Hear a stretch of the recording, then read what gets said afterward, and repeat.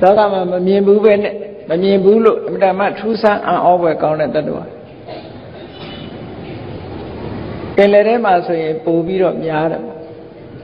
ကုန်းတော်တွေအနေနဲ့လည်းကြည့်ပဲဆိုရင်လွန်ထူးဆန်းတဲ့တ attva တ attva အလုံးကိုအကုန်မြင်ဘူးတာမဟုတ်ဘူးမြင်ရတဲ့တ attva တွေတဲတောင်မှပဲမမြင်ရတဲ့တ attva တွေအများကြီးလူတွေရဲ့မျက်စိနဲ့မမြင်နိုင်တဲ့တ attva တွေလည်းရှိသေးတယ်တဲ့နော်ဘုန်းကြီးတို့တွေရဲ့မျက်စိအောက်မရောက်လာတဲ့တ attva တွေအများကြီးကိုမြင်လို့ရတဲ့တ attva တောင်ကိုအောင်ကြည့်လို့မရသေးဘူးလောကကြီးကအမှန်တမ်းထူးဆန်းအံ့ဩဖွယ်ကောင်းတယ်ထူးခြားတဲ့ဉာဏ်မျက်စိရှိတဲ့ပုဂ္ဂိုလ်များသာလျှင်အံ့ဩထိတ်လန့်တုန်လှုပ်ဖွယ်ဖြစ်တဲ့အမှန်တမ်းထူးဆန်းတဲ့တ attva ကြီးတွေလောကမှာရှိနေတယ်ဆိုတာသိကြရတယ်။တာမန်ပုဂ္ဂိုလ်တွေကတော့ပြောလို့ရှိရင်ယုံမှာမဟုတ်ဘူးပေါ့။ဒီကနေ့ခေတ်မှာအတော်အသင့်တကယ်တောနဲ့ကြီးတွေတို့ပင်လယ်ချမ်းပြင်ရဲ့အောက်ကတို့တ attva တွေကိုတယ်လီဗီရှင်းနဲ့ရိုက်ပြတဲ့အခါကျတော့ကိုတာမန်အပြင်မမြင်မတွေ့နိုင်တဲ့တ attva တွေကြည့်ပြီးအလွန်အံ့ဩဖွယ်ရလဲကောင်းတယ်တုံလုံးခြောက်ခြားဖွယ်ရလဲကောင်းတယ်ပေါ့ဒါတွေမကဘူးဘုန်းကြီးတို့တွေမျက်စိနဲ့မြင်လို့မရတဲ့တ attva တွေအများကြီးရှိသေးတယ်အဲ့ဒီမြင်လို့မရတဲ့တ attva တွေကိုမြတ်စွာဘုရားကြတော့အမ္တမအစွမ်းထက်တဲ့အဘိညာဉ်တမာတိလို့ခေါ်တယ်အဲ့ဒီအဘိညာဉ်တမာတိနဲ့လောကကြီးတစ်ခုလုံးကိုဖြန့်ကျက်ပြီးတော့ချိလိုက်တဲ့အခါမြင်ကွင်းအောက်အားလုံးရောက်လာမြင်ကွင်းအောက်အားလုံးရောက်လာဒီကနေ့တောင်မှပဲကြည့်လေကိုမမြင်နိုင်လို့အလွန်အလှမ်းဝေးတဲ့ဒေသကအဖြစ်အပျက်တွေကိုအတော်အသင့်တယ်လီဗီရှင်းရဲ့အကူအညီနဲ့ဆိုလို့ရှိရင်တခြားနိုင်ငံတွေမှာဖြစ်ပျက်နေတာကိုမှန်သားပြင်ပေါ်မှာလာပြီးတော့တွေ့နေကြအဲ့ဒီတွေ့တဲ့ဟာတွေကအမှန်လားလို့မေးလို့ရှိရင်တကယ်အမှန်ပဲလေကိုမြင်နိုင်တာက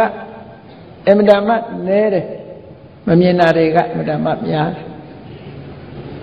အဲ့ဒါလိုပဲအခုဒီတုတ်တံမှာမှတ်တမ်းတင်ထားတဲ့ထူးဆန်းတဲ့တ attva ကြီးတွေဟာအမှန်တမ်းအံ့ဩဖွယ်ရလဲကောင်းတယ်ထိတ်လန့်တုန်လှုပ်ဖွယ်ရလဲကောင်းတယ်ဘုရားမြတ်စွာရဲ့တရားတော်အရာattva ဆိုတာကံအားလျော်ကိုလှုပ်တဲ့ပုံရိပ်တွေလာပြီးတော့ပေါ်လာကိုလှုပ်ခဲ့တဲ့ကိုယ့်ရဲ့စိတ်နေစိတ်ထားကိုလှုပ်ခဲ့တဲ့အရာတွေကကိုယ်ဘဝတစ်ခုမှာလာပေါ်နေကံကြမ္မာရဲ့ပုံရိပ်တွေကလာပြီးတော့ထင်တယ်။အမှားအဖြစ်စဉ်းစားကြည့်ဘုန်းကြီးတို့လောကလူသားတွေအများကိုမကြည့်နဲ့လာရှုံမျိုးသူမျိုးသားတွေတည်းပဲကြည့်ရုပ်ဆင်းလှပတဲ့ပုဂ္ဂိုလ်တွေရှိတယ်အယုတ်ဆိုးတဲ့ပုဂ္ဂိုလ်ရှိအသားမဲတဲ့ပုဂ္ဂိုလ်ရှိတယ်ဖြူတဲ့ပုဂ္ဂိုလ်ရှိတယ်ဉာဏ်ထက်တဲ့ပုဂ္ဂိုလ်ရှိတယ်ဉာဏ်မထက်တဲ့ပုဂ္ဂိုလ်သက်ရှည်တဲ့ပုဂ္ဂိုလ်ရှိတယ်အသက်တိုတဲ့ပုဂ္ဂိုလ်တွေရှိတယ်ပစ္စည်းဥစ္စာတဏကျွယ်ဝတဲ့ပုဂ္ဂိုလ်တွေရှိတယ်ဆင်းရဲမွဲတေတဲ့ပုဂ္ဂိုလ်တွေရှိတယ်ဒီကွဲပြားခြားနားမှုတွေဘယ်သူကခွဲခြားပေးနေတာလဲလို့တခြားဘာသာဝင်တွေရဲ့အဖြေကတော့ရှင်းပါတယ်ဘုရားသခင်ဖန်ဆင်းတာပေါ့နော်ဘုရားသခင်ဖန်ဆင်းတာလို့ပဲဖြေမှာပဲဘုရားဘာသာတရားတော်အရာကြတော့အဲ့ဒီအဖြေမဟုတ်ဘူးမတူတဲ့အဖြေဖြေလူတွေရဲ့စိတ်နေသဘောထားတွေဟာမတူကြဘူးဒါမတူဘူးဆိုတော့အမတမမှန်တယ်ဒီဘဝမှာပဲကြည့်ညီကုံမောင်နှမတွေပင်ဖြစ်လင့်ကစားစိတ်နေသဘောထားတွေဟာတူညီမှုမရှိကြဘူးတဲ့နော်အဲ့ဒီစိတ်တွေသဘောထားတွေတူညီမှုမရှိတော့အတွေးအခေါ်တွေအကြံစီတွေလည်းကွဲပြားစိတ်ရဲ့တွေးတာတွေကလည်းတယောက်နဲ့တယောက်မတူတွေးတာတွေမတူလို့အပြောလည်းမတူဘူးအလုပ်လည်းမတူဘူးကွဲပြားခြားနားလာကြ တယောက်ကဒါကြိုက်တယ်ဟိုတယောက်ကဟိုဟာကြိုက်တယ်အကြိုက်ချင်းမတူကြကိုကြိုက်တာကိုလုံးကြတယ်ကိုလန်းကိုလျှောက်ကြတယ်ဆိုတဲ့ကကွဲပြားခြားနားမှုအဲ့ဒါကိုအခြေခံတာပဲဆိုလိုတာအဲ့ဒါကိုအခြေခံတာအဲ့ဒါကိုပဲကံလို့ပြောတာနော်ကံဆိုဒီမှာအပေါ်ယံပြောမယ်ဆိုလို့ရှိရင်စိတ်ထဲမှာတွေးတယ်နှုတ်ကထုတ်ပြောတယ်ကိုယ်ဒီလက်ရောက်ပြုလုပ်တယ်အဲ့ဒီစိတ်ထဲမှာတွေးခြင်းနှုတ်ကထုတ်ပြောခြင်းကိုယ်ဒီလက်ရောက်လှုပ်ခြင်းရဲ့နောက်ွယ်မှာဘယ်သူရှိနေတယ်လဲဆိုရင်စိတ်ထဲမှာဖြစ်ပေါ်တဲ့တွန်းအားကလေးရှိ volition လို့အများအားဖြင့်အင်္ဂလိပ်လိုပြောကြတယ် stimulation motivation လူရဲ့စိတ်ကိုလှုံ့ဆော်နေတဲ့အရာလေးတစ်ခုရှိတယ်စာပေမှာတော့စေတနာလို့ပြောတာနော်စေတနာရဲ့အဓိပ္ပာယ်ကလှုံ့ဆော်ပေးခြင်းလို့ဒီလိုအဓိပ္ပာယ်ရတယ်ဟုတ်တယ်လေလှုံ့ဆော်ပေးတယ်ဆိုတာအခုတရားနာသွားမယ်ဆိုတာလည်းပဲကြည့်စေတနာလေးကလှုံ့ဆော်ပေးလိုက်လို့ခန္ဓာကိုယ်ကြီးရွေးရှားပြီးတရားပွဲရောက်လာတာအစရတဲ့ကတရားနာသွားမယ်ဆိုတဲ့စေတနာမပေါ်ဘူးဆိုရင်ဒီယုတ်ကြီးဒီရောက်လာမှာမဟုတ်တာမရောက်ဘူးအဲ့တော့စွမ်းအားစိတ်ရဲ့စွမ်းအားတွေရှိတယ်ဆိုတာအမှန်တမ်းသိတာအဲ့ဒီစိတ်စွမ်းအားတွေနဲ့တွေးတယ်စိတ်စွမ်းအားတွေနဲ့ပြောတယ်စိတ်စွမ်းအားတွေနဲ့လုပ်တယ်အဲ့ဒီစိတ်စွမ်းအားကိုပဲစေတနာဟံဘိက္ခဝေကမ္မံဝဒာမိအဲ့ဒီတွန်းအားလေးကိုကံလို့ပြောတာတဲ့။ဘာဖြစ်လို့တွန်းအားလေးကိုကံလို့ပြောတော့ဆိုအဲ့တွန်းအားမပါဘဲနဲ့အလုံးမဖြစ်ဘူးပေါ့။ဒီစွမ်းအားလေးမပါလို့ရှိရင်အလုံးမဖြစ်ဘူး။ဒီစွမ်းအားလေးကတွန်းပေးလို့အခုလိုဖြစ်တာ။ तू ကပြောညံ့နေလို့ရှိရင်အကောင်ထဲပေါ်မလား။ तू ကထက်ထက်မြက်မြက်ဖြစ်လာလို့ရှိရင်အကောင်ထဲပေါ်တယ်အကောင်ထဲပေါ်သွားပြီဆိုတဲ့အလုတ်ကိုကမ္မပါဠိစကားကမ္မကိုပဲအိန္ဒိယနိုင်ငံမှာသုံးတဲ့စကားလုံးနဲ့ပြောမှဆိုရင်ကာမဆိုတာအလုတ်ပဲအဲ့ဒီအလုတ်ကိုဘယ်သူကတွန်းပေးနေလဲဆိုရင်စေတနာကတွန်းပေးနေတာဒါကြောင့်မို့စေတနာဆိုတဲ့တွန်းအားကိုပဲမြတ်စွာဘုရားကကံလို့ဟောတာအဲ့ဒီစေတနာဆိုတဲ့တွန်းအားလေးဟာအကောင်းကိုတွန်းတာရှိတယ်အဆိုးကိုတွန်းတာရှိတယ်ကောင်းတဲ့ဘက်တွန်းလို့ရှိရင်ကောင်းတဲ့အတွေးကောင်းတဲ့အပြောကောင်းတဲ့အလုပ်လုပ်ဖြစ်တယ်မကောင်းတဲ့ဘက်တွန်းလိုက်လို့ရှိရင်မကောင်းတဲ့အတွေးတွေတွေးတယ်မကောင်းတဲ့အပြောတွေပြောတယ်မကောင်းတဲ့အလုပ်တွေလုပ်တယ်ဟောဒီလိုဆိုလိုတာနော်အဲ့တော့ကောင်းမကောင်းဆိုတာဘာနဲ့ပြောကောင်းမကောင်းကြတော့ကြိုက်မကြိုက်နဲ့ပြောလို့မရဘူးကောင်းမကောင်းဆိုတာ result နဲ့ပြောတာဖြစ်ပေါ်လာတဲ့အကျိုးတရားနဲ့ပြောရတယ်ကိုကြိုက်လို့ကောင်းတာဆိုလို့ရှိရင်လူတွေကဒါဒွေရင်ဒီကြိုက်ရင်ဒွေရင်ဒီကောင်းမှာပေါ့ဒိန်ရင်ဒီကြိုက်တဲ့လူကဒိန်ရင်ဒီကောင်းမှာပေါ့ကြိုက်တာနဲ့ပြောလို့မရဘူးဘာနဲ့ပြောမှာဖြစ်ပေါ်လာတဲ့ result နဲ့ပြော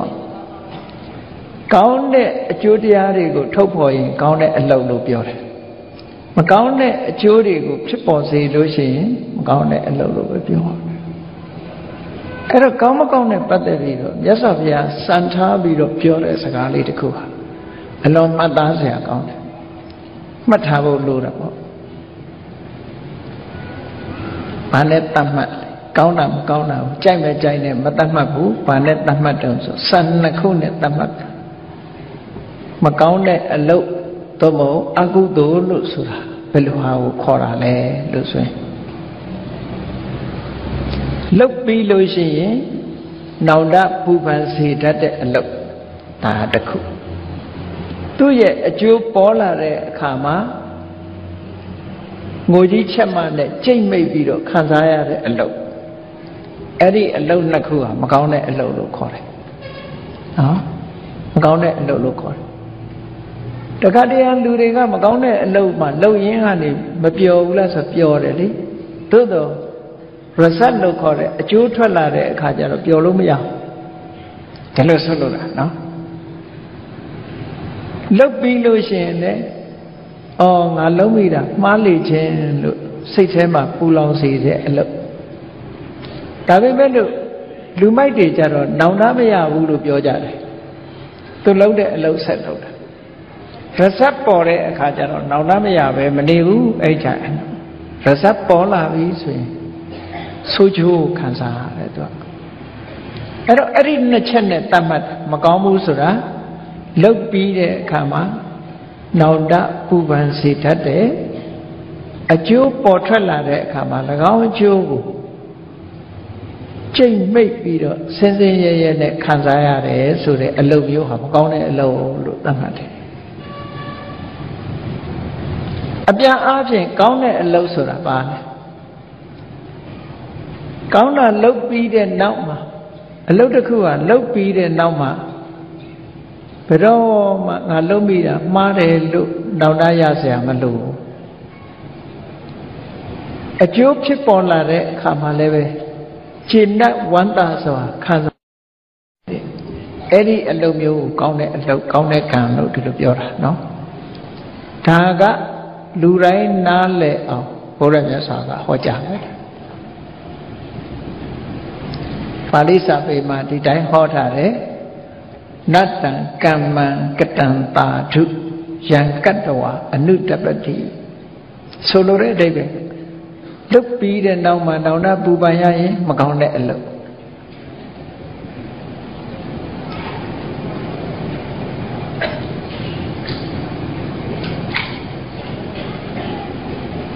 နောက်တစ်ခါလုတ်ပြီးတဲ့နောက်မှာနောင်တပူပန်ရတငုံကိုတယိုယိုနဲ့ယတ္တအတုမုခောရောဓံဝိပါကံပฏิသေဝတိအတုမုခဆိုမျက်ရည်တွေရွှဲနေတဲ့မျက်နှာရုဒ္ဓဆိုတာတငုံကိုတယိုယိုနဲ့အဲ့ဒီမိမိရဲ့လုပ်ခဲ့တဲ့အကျိုးကိုကြိတ်မိတ်ခံစားရတယ်တဲ့အဲ့ဒီအလုပ်မျိုးဟာနတ္တာထုမကောင်းတဲ့အလုပ်ပါလို့ဒီလိုသတ်မှတ်တယ်နော်ကောင်းတဲ့အလုပ်ကြတော့တင်္စကမ္မံကတံတာဓုယံကတ္တဝနာနုတပတိဘယ်တော့မှနောင်တပူပန်မှုကိုမဖြစ်စေတတ်တဲ့အလုပ်မျိုးယတ္တပတိတောသူမနောဝိပါကံပฏิသေဝတိဝမ်းမြောက်ဝမ်းသာနှစ်ချိုက်ခြေတတ်စွာအကျိုးတရားကိုခံစားရတယ်တဲ့အဲ့ဒီအလုပ်မျိုးကြတော့တင်္စကမ္မံကတံတာဓုအဲ့ဒီအလုပ်ကြတော့ကောင်းတဲ့အလုပ်ဒီစံနဲ့ပဲသတ်မှတ်သွားအဲ့တော့လောကမှာကောင်းတာလုပ်လို့ကောင်းကျိုးရပြီမကောင်းတာလုပ်လို့မကောင်းကျိုးရတယ်ဆိုတာဟာ the law of nature ကမ္မနိယာမသဘာဝတရားကြီးတာဖြစ်တယ်ဘုရားသခင်ကပြည့်ညတ်လို့ပေါ်လာတာမဟုတ်ဘူးမြတ်စွာဘုရားကထီတိုင်းဆိုတာကိုထုတ်ဖော်ဟောကြားတာဖြစ်တယ်ပေါ့အဲ့တော့တတိထားစရာကောင်းတာဒီကနေ့ခေတ်မှာလူတွေယုံကြည်ကိုးကွယ်နေကြတဲ့ဘာသာတရားကမ္ဘာဘာသာကြီးတွေ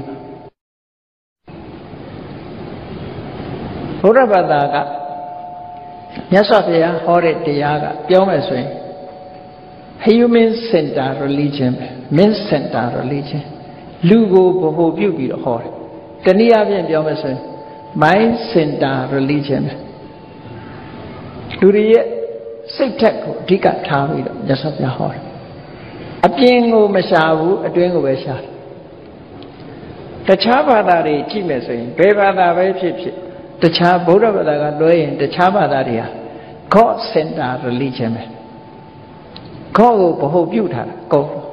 ကောင်းတယ်ဆိုတာလဲ God ကပြောတာဟောလူတွေရဲ့ကောင်းကျိုးဆိုးကျိုးကိုဖန်တီးပေးတာလဲ God ပဲ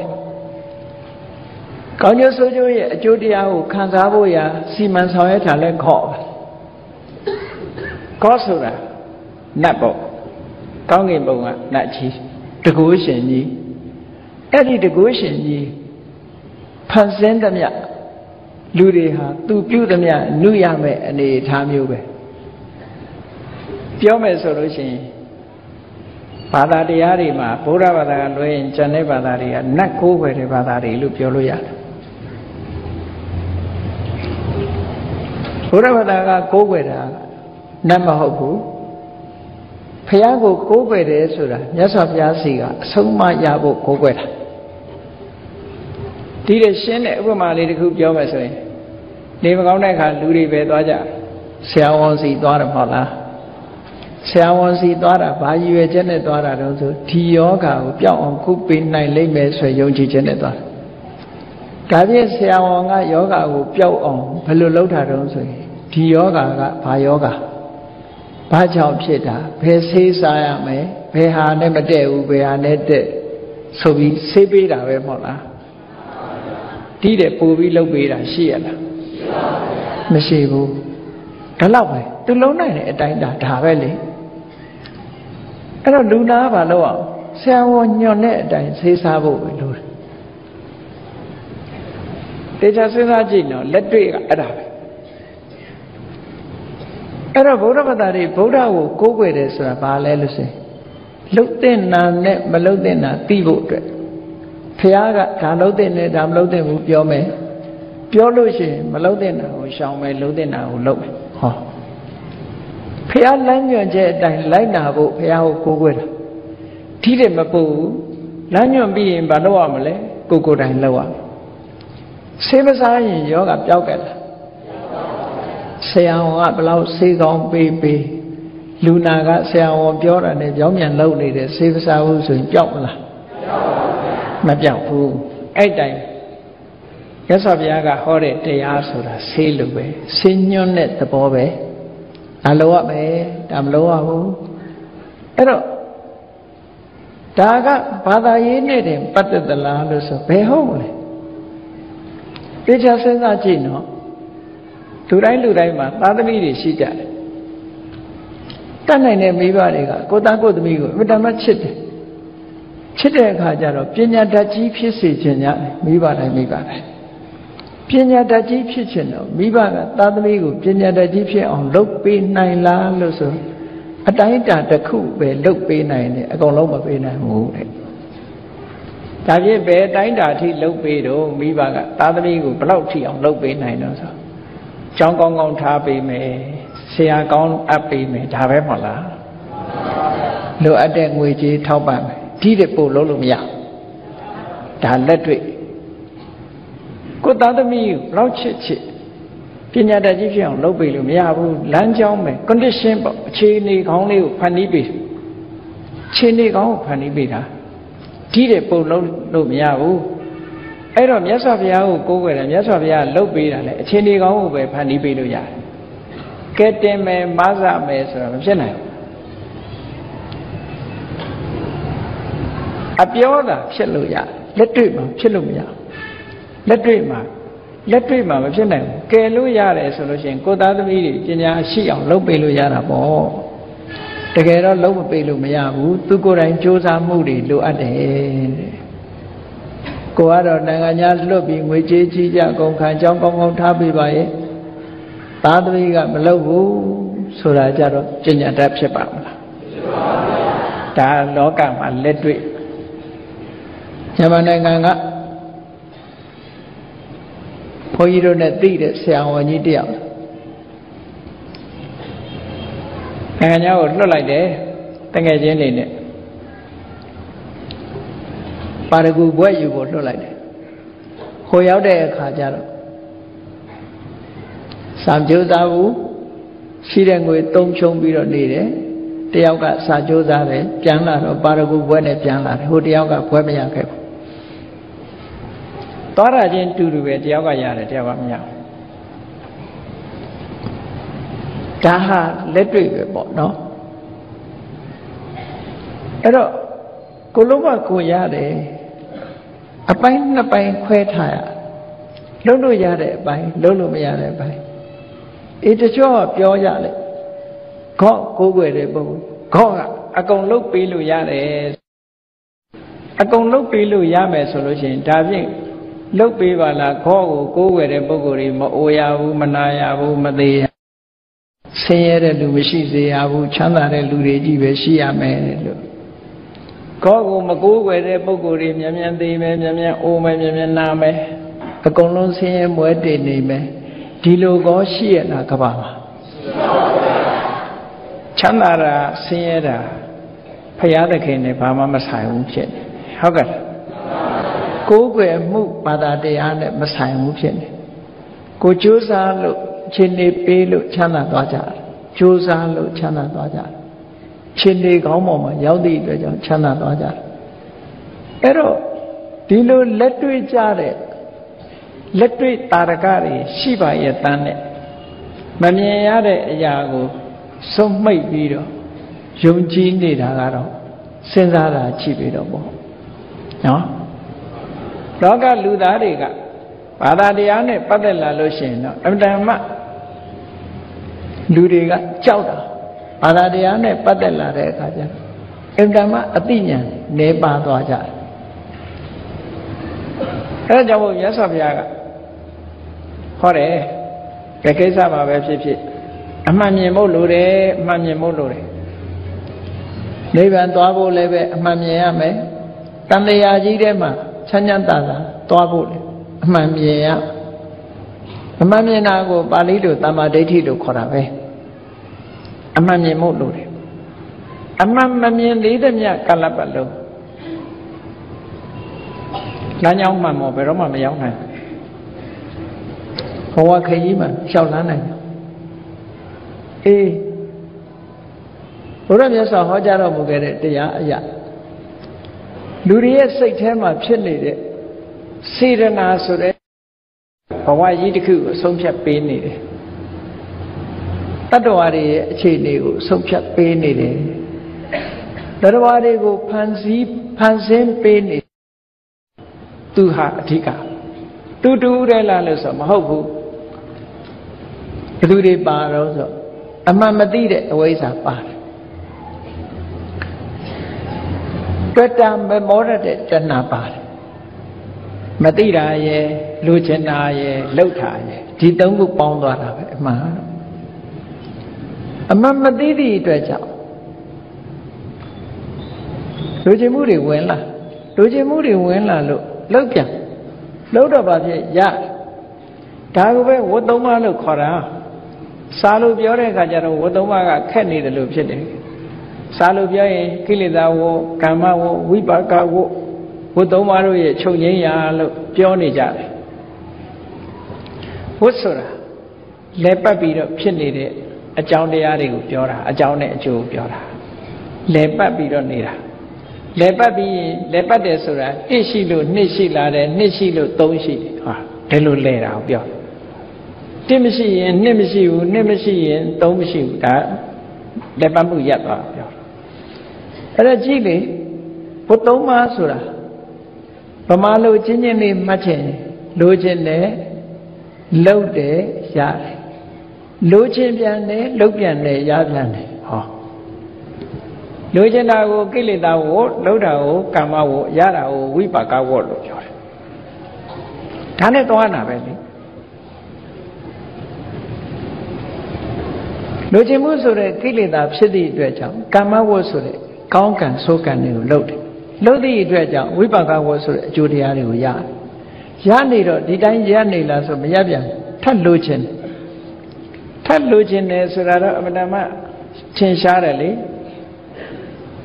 လိုချင်မှုကရမရလာရှိုးမျိုးသူတွေမျိုးသားတွေပဲကြည့်ပေါ့တိုက်တလုံးရရင်နောက်ထပ်ယူအောင်မလားဆိုရင်မေးရင်ဟောကားတစ်စီးရရင်နောက်ထပ်ကားတစ်စီးယူအောင်မလားဆိုရင်ယူမှာပဲလိုချင်မှုကရမှမရတာလေအဲ့ဒါလို့ကိလေသာဝကာမဝဝိပါကဝအဲ့ဒီဝတ္တမလဲနေတာအဲ့ဒီဝတ္တမကိုရဆိုင်ရင်ဘာကိုရဆိုင်ရမှာလဲကိလေသာဝကိုဖယ်ရမှာကိလေသာဝဆိုတာလိုချင်မှုအမှန်မသိမှုဒါကိလေသာဝခေါ်တယ်အမှန်သိသွားရင်မလိုချင်တော့မလိုချင်ရင်မလုပ်တော့မလုပ်ရင်မရတော့ဘူးပေါ့ဒါပေါ့မရတော့ရင်အေးချမ်းသွားတာပဲဒါကတန်တရားနဲ့ပြောတာနော်တန်တရားနဲ့ပြောတဲ့အခါအဲ့လိုနားလဲရကဲကောင်းပြီဘဝဆိုတာဘဝကြီးရဲ့လက်တယ်ဟာဘာတူလဲလို့ပြောတဲ့အခါ တခါတည်းမြတ်စွာဘုရားကတဏှာဆိုတဲ့လူကျင်မှုတိမ့်ပိုက်မှုဟာဘဝရဲ့လက်တယ်ပဲလို့တော်တော်များများတုတ်တန်နေမှာဘဝနိတ္တိဘဝကိုဆွဆောင်သွားတဲ့အရာလို့ဒီလိုဟောတယ်မြတ်စွာဘုရားဓမ္မစကြာထဲမှာလည်းကြည်ယာယံတဏှာပောနုဘဝိကာတဲ့ဘဝသစ်တွေကိုထုတ်လုပ်တာဘယ်သူလို့ဆိုတဏှာပဲလေလိုချင်တာထုတ်နေတာလိုချင်တော့လောက်တာပေါ့ဈာထဲမှာဘုရားကတဏှာကိုဥတည်ပြီးတော့ပြောပြမယ်လို့နှစ်ခုထပ်မှတ်ရလိုချင်မှုတဏှာရှိတော့ဘာလာတော့ဆိုလောက်တယ်လောက်တာကကံလိုချင်မှုတဏှာရှိလို့လောက်တယ်လောက်တော့ရတယ်ဒီလိုဆိုလို့ဒါဖြင့်လိုချင်မှုရဲ့ရှေ့မှာဘယ်သူရှိပြန်တော့ဆိုဘာကြောင့်လိုချင်တာတုံးဆိုအပြစ်မမြင်လို့လိုချင်တာပါမမြင်တာကအဝိဇ္ဇာဖြစ်နေတော့တဏှာဖြစ်တယ်တဏှာဖြစ်တဲ့အခါကျတော့ကံနေဖြစ်လာတယ်ကံနေဖြစ်လာတဲ့အခါကျတော့ကြိုးစားအထောက်မှုတွေဖြစ်တယ်ဒါကိုဆိုလိုတာပရိစ္ဆေသမုပ္ပါဒ်မှာလည်းဒါကိုဟောတာပဲမြတ်စွာဘုရားရှေ့ပိုင်းမှာဆိုလို့ရှိရင်အဝိဇ္ဇာပစ္စယသင်္ခါရပစ္စယဝိညာဏဒီလိုဟောတာမဟုတ်လားအဝိဇ္ဇာဆိုတာကိလေသာသင်္ခါရဆိုတာကံနော်ကိလေသာဝတ်နဲ့ကမ္မဝတ်သူတို့ကနေထုတ်လွတ်လိုက်တော့ဘာဖြစ်တယ်ဆိုသင်္ခါရပစ္စယဝိညာဏဆိုတဲ့ဘဝတစ်ခုပေါ်လာဗျာဒီလိုဆိုတာအခုပစ္စုပန်ဘဝကြတော့လူကျင်မှုတွေကဘာတွေလာတော့ဆိုတဏှာပစ္စယဥပါဒနာပစ္စယဘဝဆိုဒီမှာလည်းပဲတူတူပဲတဏှာနဲ့ဥပါဒံကကိလေသာဘဝဆိုတဲ့ကမ္မဘဝကကံတရားဟောဘဝပစ္စယဇာတိမွေးဖွားခြင်းလာပြန်တာဒါပရိစ္ဆေသမုပ္ပါဒ်ကဒီတိုင်းသွားတာပရိစ္ဆေသမုပ္ပါဒ်ဆိုတာအကြောင်းဆက်သွယ်ပြီးတော့ဖြစ်ပေါ်နေတဲ့သဘောကိုပြောတာရှောင်လွဲလို့မရဘူးဒါရှိရင်ဒါရှိလာမှာပဲအခုကြည့်လေတရားစစ်မီးရှိနေလို့အလင်းရှိနေတာမီးငိမ့်ကြည့်ပါလားဒီအလင်းရှိရဲ့လားဒါဖြင့်ဒီအလင်းကိုဘယ်သူကထုတ်လုပ်ထားတာတော့ဆိုဒီတရားစစ်မီးလုံးကထုတ်လုပ်ထားတာနော်အဲ့လိုဆိုလို့တယ်အဝိဇ္ဇာရှိနေရင်သင်္ခါရရှိနေမယ်လို့ဒါပြောတာအဲ့ဒါကိုကြောင်းပြုပြီးတော့နာမည်ပေးထားတာကြည့်ပဋိစ္စသမုပ္ပါဒပဋိစ္စဆိုတာတခုခုစွဲမိပြီးတော့သမုပ္ပါဒဖြစ်ပေါ်စေတတ်တဲ့အကြောင်းတရားဒီလိုအဓိပ္ပာယ်မှတ်ရမယ်ပဋိစ္စဆိုတာတခုခုစွဲမိပြီးတော့မှသမုပ္ပါဒထုတ်လုပ်တာအဲ့ဒါအဓိပ္ပာယ်အမှန်နော်တချို့ကပဋိစ္စဆိုတာအကြောင်းတရားသမုပ္ပါဒဆိုတာအကျိုးတရားလို့အဲ့လိုပြောရင်စာနဲ့မညီဘူးမှန်လည်းမမှန်ဘူးနော်နှလုံးစလုံးကအကျိုးအကြောင်းတရားကိုရည်ညွှန်းတာပရိစ္ဆသမုပ္ပါဒဒါမို့အင်္ဂလိပ်လိုပြန်တဲ့အခါ dependent origination အကြောင်းတစ်ခုမှီပြီးတော့မှထုတ်လုပ်လို့ရတယ်လို့ဒီလိုပြောတာနော်ဒီတဲ့ရှင်းအောင်ပြောမယ်မျိုးစေ့လေးတစ်ခုရှိတယ်အဲ့ဒီမျိုးစေ့လေးကဘာတွေထုတ်လုပ်တုံးဆိုရင်အမြစ်ကိုထုတ်တယ်အညောင်ကိုထုတ်တယ်အဲ့ဒါလို့အမြင့်နဲ့အညောင်ကိုထုတ်တဲ့အခါမှာဘသူကိုအမိပြုရတော့သူ့ဘာသူထုတ်လို့ရရလားမျိုးစေ့လေးကိုသူ့ဘာသူပလင်းနဲ့ထည့်ထားမယ်သူကအညောင်ကိုထုတ်လို့ရလားအမြင့်ကိုထုတ်လို့ရလားမရဘူးသူ့ရဲ့အထောက်အကူကဘယ်သူတော့ဆိုလို့ရှိရင်မြေနဲ့ရေဟောမြေရှိရမယ်ရေရှိရမယ်မြေနဲ့ရေ humidity တို့ moisture တို့ပေါ့နော်အဲ့ဒါလေးနဲ့မှမပေါင်းရလို့ရှိရင်သူကအမြင်လည်းမထွက်နိုင်ဘူးအညောင်လည်းမထွက်နိုင်ဘူးအဲ့ဒါကိုပြောတာမျိုးစေ့လေးကအမြင့်နဲ့အညောင်ကိုထုတ်တယ်ဆိုတာဟာမြေရေပေါ်မှာမှီပြီးမှထုတ်လို့ရတယ်ဒါပဋိစ္စသမုပ္ပါဒဒီအဓိပ္ပာယ်ကိုနားလည်ရမယ်ဟုတ်ကဲ့ပဋိစ္စသမုပ္ပါဒဆိုတခုမှီပြီးမှ independent မဟုတ်ဘူး dependent ဒါလို့ဆိုလို့ dependent originationကြောင်းတစ်ခုကိုမှီပြီးတော့မှထုတ်တာလို့ဒီလိုအဓိပ္ပာယ်ပြောမိစ္ဆာဝါဒတစ်ခုရှိတယ်အဓိစ္စသမုပ္ပန္နလို့သုံးတယ်အဓိစ္စဆိုတာဘာကိုမှမမှီပဲနဲ့ဖြစ်တာသူကသူဖြစ်ချင်လို့ဖြစ်တာအဲ့ဒါကြတော့မိစ္ဆာဝါဒလို့ခေါ်တယ်တကယ်လက်တွေ့နဲ့မညီညွတ်တာကိုမိစ္ဆာဝါဒမှားတဲ့အမြင်လို့ဒီလိုပြောတာနော်ပရိစ္ဆသမုပ္ပါဒ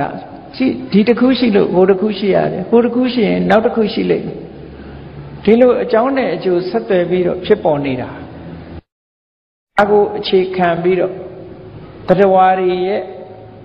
အကြောင်းမြတ်စွာဘုရားရှင်းလင်းပြီးတော့ဟောကြားတာတဲ့နော်အဓိကကတော့လောကမှာထူးဆန်းတဲ့တတ္တဝါတွေရှိနေရတာဟာကံတရားရှိနေလို့ပဲအဲ့ဒီကံတရားရဲ့စံပြမှုကဘာကြောင့်ဖြစ်ရတော့ဆိုစိတ်အတွေးတွေမတူလို့ပဲစိတ်အတွေးတွေကဘာလို့မတူတော့ဆိုရင်မှတ်သားထားတဲ့အမှတ်တင်ညာတွေမတူလို့ပဲအမှတ်တင်ညာတွေမတူတော့အတွေးတွေမတူဘူးအတွေးမတူတော့လှုပ်တာတွေမတူတော့မတူညီတဲ့အကျိုးတွေဖြစ်ပေါ်လာလိပ်ပြာဆိုတဲ့အကောင်တစ်မျိုးပဲကြည့်အောင်တောင်ပံမှာဘယ်ပကြီးဆရာကလာရေးထားတာတော့ဘယ်သူမှရေးတာမဟုတ်ဘူးဟုတ်ကလားထူးဆန်းတဲ့အယောင်တွေပေါ်နေတာဘယ်သူကနေတာမန်ပြောရင်တော့လွယ်လွယ်လေးပေါ့ထာဝရဘုရားဖန်ဆင်းတာလို့ထာဝရဘုရားကလည်းပကြီးတတ်သလားနော်ထာဝရဘုရားဖန်ဆင်းတယ်လို့ပြောတာသိပြမျိုးပေါင်းနေတာမဟုတ်ဘူး species ကိုလေ့လာတဲ့ပုဂ္ဂိုလ်ကြီးကြည့်မယ်ဆိုရင်တောင်ပံမှာအယောင်မျိုးစုံနဲ့ရှိတာတကယ်ကတော့ဘုန်းကြီးတို့အခုဒီတရားနာလာတဲ့ပရိသတ်တွေကြည့်တယောက်နဲ့တယောက်စိတ်ဓာတ်တွေမတူဘူးအတွေးတွေမတူဘူးအသိဉာဏ်ဉာဏ်မတူဒီတဲ့ကွဲနေပြီကွဲနေသည့်အတွက်ကြောင့်ဘဝတန်တရားခရီးသွားတဲ့အခါမှာလဲကွဲပြားခြားနားမှုတွေနဲ့လာမှာပဲကောဒီလိုဆိုလို့တာနော်အေးကောင်းပြီအမတန်မှထူးခြားတဲ့ထူးဆန်းတဲ့တတ္တဝါကြီးတွေအကြောင်းကိုပြောအောင်ဒီလိုထူးဆန်းတဲ့အခြေအနေမျိုးကိုရောက်တာဘာကြောင့်ရောက်တာဘယ်သူကလှုပ်ထားလဲစရင်နဲ့တင်ကြည့်မယ်ဆိုရင်နဲတာမှမဟုတ်ဘဲနဲ့အရေးအတွက်ဒါကလူတွေရဲ့မျက်စိတွေမှာမြင်မလာနိုင်ဘူးတဲ့ဘယ်သူကတွေ့တာတော့လို့ဆိုပထမဆုံးစတွေ့တာတော့မြတ်စွာဘုရားသခင်ကိုရမြတ်ကိုယ်တိုင်တွေ့ခဲ့တယ်တွေ့တယ်ဆိုတာပဂတိမျက်စိနဲ့တွေ့တာမဟုတ်ဘူးမြတ်စွာဘုရားကတမာတိလုပ်ငန်းမှာစွန့်ထက်တယ်တမာတိသမထကျင့်စဉ်ကိုကျင့်တဲ့အခါမှာပထမဇန်ဒုတိယဇန်တတိယဇန်သုဒ္ဓဇန်ရောက်သွားပြီဆိုတဲ့အခါမှာတမာတိစွမ်းအားတွေတဟာမြင့်လာတဲ့အခါမှာကမ္ဘာလောကကြီးထဲမှာဘာတွေရှိတယ်လဲဆိုတာကိုသူကြည့်တဲ့အခါကျတော့တာမန်နဲ့ကြည့်လို့မရဘူးလောကမှာကြည့်တယ်ဆိုတဲ့အခါမှာကြည့်ဖို့အတွက်ဘာအကူအညီလိုအပ်တယ်ဆိုရင်အလင်းရောင်ရဲ့အကူအညီလိုအပ်တယ်ဒါအမှန်ပဲမောင်ကြီးထဲမှာမြင်ရပါမလားမျက်စိရှိပြီမဲ့လို့မောင်းနေမမြင်ရဘူးလေမြေကြီးထဲကြည့်ရင်ဒီတိုင်းသွားကြည့်လို့ပဲမြင်မှာတော့မြတ်စွာဘုရားဒိဗ္ဗစက္ခုနဲ့ကြည့်တယ်လို့ဆိုတာမြေကြီးထဲကြည့်တယ်ဒီတိုင်းကြည့်ပဲမြင်မှာတော့တဘာဝဆိုတာဆန့်ကျင်လို့မရဘူးအမြင်ရဲ့အကူအညီအလင်းပဲ condition လို့ခေါ်တယ်နော်အမြင်ရဲ့အကူအညီအလင်းရောင်ပဲအဲ့ဒါကြောင့်မို့လို့ဒိဗ္ဗစက္ခုနဲ့ကြည့်ဘာနဲ့ကြည့်အလင်းရောင်လို့တယ်ညသွားတဲ့အခါကျဓာမီနဲ့ထိုးကြည့်မြင်ရတယ်မဟုတ်လားအဲ့ဒါလို့ပဲဒိဗ္ဗစက္ခုအပင်ဉ္နဲ့ကြည့်ကြပြီဆိုရင်လောကကြီးတစ်ခုလုံးကိုအလင်းရောင်အရင်ဖြန့်ရတယ်ဖြန့်ပြီးတော့မှအဲ့ဒီအလင်းအားနဲ့ကြည့်တဲ့အခါအကုန်ပေါ်လာခုခေတ်လည်းကြည့်လေမှန်ဘလူးအားနဲ့ပေါ်တယ်ဆိုဗိုင်းရပ်စ်တို့ဘာလို့ပေါ်လာတာမဟုတ်လားလို့တမန်မျက်စိနဲ့ကြည့်လို့ရှိရင်ဒီပိုးတွေကမြင်ရတာမှမဟုတ်ပဲမှန်ဘလူးအားနဲ့ကြည့်မြင်ရတယ်မဟုတ်လားအေးတယ်လီစကုပ်တို့နက်ခတ်ကြည့်တဲ့မှန်မြောင်းကြီးတွေတို့အမတန်အားကောင်းတာတွေနဲ့ကြည့်ပြီးတော့ခုသိပ္ပံဆရာတွေကပြောနေတယ်မဟုတ်လားလာနဲ့ကျဲနဲ့ဘယ်လောက်နီးနေတယ်တို့ဘာတို့လာအသစ်တွေ့တယ်တို့ကျဲအသစ်တွေ့တယ်တို့ပြောတယ်သူကြည့်ပြောတာပဲလေအမှန်မျက်စိနဲ့ကြည့်ပဲမြင်မှာတော့အဲ့ဒါလိုပဲဒိဗ္ဗစက္ခုနဲ့ကြည့်လိုက်တဲ့အခါမှာအလင်းရောင်ဖြန့်ကျက်ပြီးတော့ကြည့်ရတယ်အဲ့လိုကြည့်လိုက်တဲ့အခါမှာမြတ်စွာဘုရားရဲ့မြင်ကွင်းထဲမှာအင်တန်မှထူးဆန်းတဲ့တတ္တဝါကြီးတွေပေါ်လာတယ်ပေါ်လာတဲ့အခါကျတော့နောက်တစ်ဆင့်ထက်ပြီးတော့ကြည့်တယ်ဒီကောင်ကြီးတွေဒီတတ္တဝါကြီးတွေဘာဖြစ်လို့ဖြစ်ရတာလဲလို့သူတို့လာတဲ့လမ်းကြောင်းတိုင်းလိုက်ကြည့်တာဘယ်ကလာတာတော့နော်ဒီကောင်ကြီးတွေမွေးလာတာဘယ်ကလာမွေးလာတော့အတိတ်ဘဝကသူတို့ဘာလုပ်ခဲ့တာတွေပါအကုန်သိတာဒါဒိဗ္ဗစက္ခုကယထာကမ္မုပကဉာဏ်လို့ခေါ်တယ်သူ့ရဲ့လုပ်ရက်တွေပါဒီဘဝနဲ့မဟုတ်ဘူးအတိတ်ဘဝကပါလှမ်းမြင်လို့ရတယ် မြင်တဲ့အခါမှာခုနဆက်ပြီးတော့ကြည့်လိုက်တဲ့အခါဟိုဘဝတုန်းကဘာတွေလုပ်ခဲ့တယ်ဆိုတာတွေကအသေးစိတ်သိသွားတယ်အဲ့ဒါလို့သိတဲ့အခါကျတော့မြတ်စွာဘုရားဟောတာဒါကြောင့်မို့ဘုရားဟောတဲ့တရားကတယံအဘိညာကိုယ်တိုင်သိပြီးတော့မှသစ္စိကတ္တဝလက်တွေ့သုံးချပြီးတော့မှပဝေဒေမိဟောတာတဲ့အဲ့ဒါမှစိတ်ချတဆင့်ပြောတာမဟုတ်ဘူးတမန်တော်ကတဆင့်ပြောတာလည်းမဟုတ်ဘူးနော်ဒီပြင်လူတွေမကြားရဘူးတမန်တော်ကပြောတာဒါကိုကြားရတယ်ဒါမျိုးမဟုတ်ဘူးဟီယာဆေးဆိုတာတဆင့်ပြောတဲ့စကားမျိုးမဟုတ်ဘူးကိုယ်တိုင်ကြားရသော်ဗျာကိုယ်တိုင်သိတာကိုယ်တိုင်မြင်ပြီးတော့ဒီလိုဟောတာလို့ဆိုလို့အဲ့ဒါကိုဘုန်းကြီးတို့တွေကထပ်ဟောတာနော်ဒီလိုဆိုလို့တယ်ကဲအဲ့တော့ရသော်ဗျာကမြင်ထားတဲ့တ attva တွေဘုရားကမြင်ပြီးသားတ attva တွေမြင်ပေမဲ့လို့ဘယ်သူမှမပြောရင်လောကလူတွေကယုံကြမယုံတာလေမဖြစ်နိုင်ပါဘူးပဲအရင်ပြောမှာပဲမရှိနိုင်ပါဘူးပြောမှာပဲအဲ့ဒါကြောင့်မို့လို့မြတ်စွာဘုရားကစကားတစ်ခုပြောတဲ့အချိန်ကျမှပြောတယ်မပြောအမှန်မှတွေကဒီတို့ရောက်တဲ့နေ့မြင်ရတဲ့အချိန်မှာအကုန်လုံးမြင်ထားတယ်အဲ့ဒီနောက်မှလည်းဒေဝစကုပင်ရှင်နဲ့ကြည့်တော့တတ္တဝါတွေအလုံးအကုန်မြင်ရကြည့်ကျင်တဲ့နေရာအကုန်ကြည့်အကုန်မြင်ရအဲ့ဒီမြင်ပြီးသားတွေကိုတတ္တဝါတွေကိုပြောပြသလားဆိုမပြောလူဆိုတာကယုံကြမယုံတာလေကိုမမြင်ရရင်လူကယုံတာမှမဟုတ်တာယုံကျင်တဲ့ခါတော့ယုံတယ်လေနော်ယုံကျင်တာကြတော့ယုံတယ်စွတ်မိတ်ပြီးတော့ဒါမို့လို့လူတွေကိုလိန်လို့ရတာပေါ့အလိန်ခံရမဲ့လူတွေလောကမှာလိန်တဲ့လူကိုစောင့်နေတာအလိန်ခံကျင်တဲ့လူတွေကပြည့်နေတာလိန်မဲ့လူလာရင်ယုံအောင်ပါပဲဘယ်သူကလိန်သွားလိန်တာတော့လူတွေကအလိန်ခံမှုရတော့စောင့်နေကြသို့တော့စဉ်းစားဉာဏ်ရှိတဲ့ပုဂ္ဂိုလ်တွေကတော်တော်များများမယုံဘူးကိုမမြင်ရလို့မယုံတဲ့လူတွေကအများကြီးအဲ့တော့ဒီထူးဆန်းတဲ့တ attva တွေကိုဘယ်သူကစမြင်လာတော့ဆိုဘုရားမြင်တာပဲသို့တော့နောက်ထပ်ဘယ်သူမြင်တယ်လဲလို့ဆိုတဲ့အခါဒီသုတ္တမှာပေါ်ပြထားတာရသော်ဘုရားကရာဇဂိုပြည်ဝေလွန်းအကြောင်းတော်မှာသတင်းသုံးနေတယ်ရှင်မောက္ကလန်နဲ့ရှင်လက္ခဏာတို့ကရာဇဂိုပြည်နာကခေစကုတ်တောင်ပေါ်မှာသတင်းသုံးတာဘုရားကရဖျားဘူးသွားတဲ့လူတွေတွေ့လိမ့်မယ်ခေစကုတ်တောင်တို့ခရင်လည်းရှိတာအဲ့ဒီခေစကုတ်တောင်မှာနေပြီးတော့မနဲ့ကြတဲ့အခါကျတော့ရာဇဂိုမြို့ထဲကိုဆွမ်းခံဝင်တာတောင်ပေါ်ကနေဆင်းလာကြတဲ့အခါကျတော့ရှင်မောက္ကလန်ဆိုတာတမာတိအကျင့်ကိုအများတန်းကြည့်တွတ်တွတ်လဲလဲအခုကြည့်ခြင်းအခုဖြတ်ခနဲ့ဝင်စားလို့ရတယ်သူကဖြတ်ခနဲ့ဝင်စားလို့ရတယ်အေးတရားထိုင်တဲ့အလေးချင်းရှိတဲ့လူတွေကနော်9မိနစ်7မိနစ်တော့သူကမရရတိုက်ဒီထိုင်ရဲ့အိတ်လို့ရတယ်အိတ်ပြောသွားတာလဲကြမသွားဘူးသူတို့အကျင့်ရှိနေတယ်ဟုတ်ကဲ့လားထိုင်ရဲ့အိတ်တဲ့အကျင့်ရှိသွားတယ်လဲမတော်ဘူးအကျင့်ရှိတဲ့လူကတော့ငိုက်နေတာပဲလေခေါင်းတညိမ့်ညိမ့်နေဖြစ်နေအမဲဟိုလူကတော့မတ်နေတာပဲဒါပေမဲ့လို့ကြည့်ရင်အိတ်နေတာအဲ့ဒါမျိုးလည်းရှိသေးတယ်နော်အလေးအကျင့်ပေါ်မှာမူတည်တယ်ဒါအဲ့တော့ရှင်မောက္ကလန်မထေရကလည်းလမ်းလျှောက်ရင်းကနေပြီးတော့သူသံတဘာဝဝင်စားလို့ရတယ်ဖြတ်ခနဲ့တိတ်မြန်လို့ရှိရင်သူက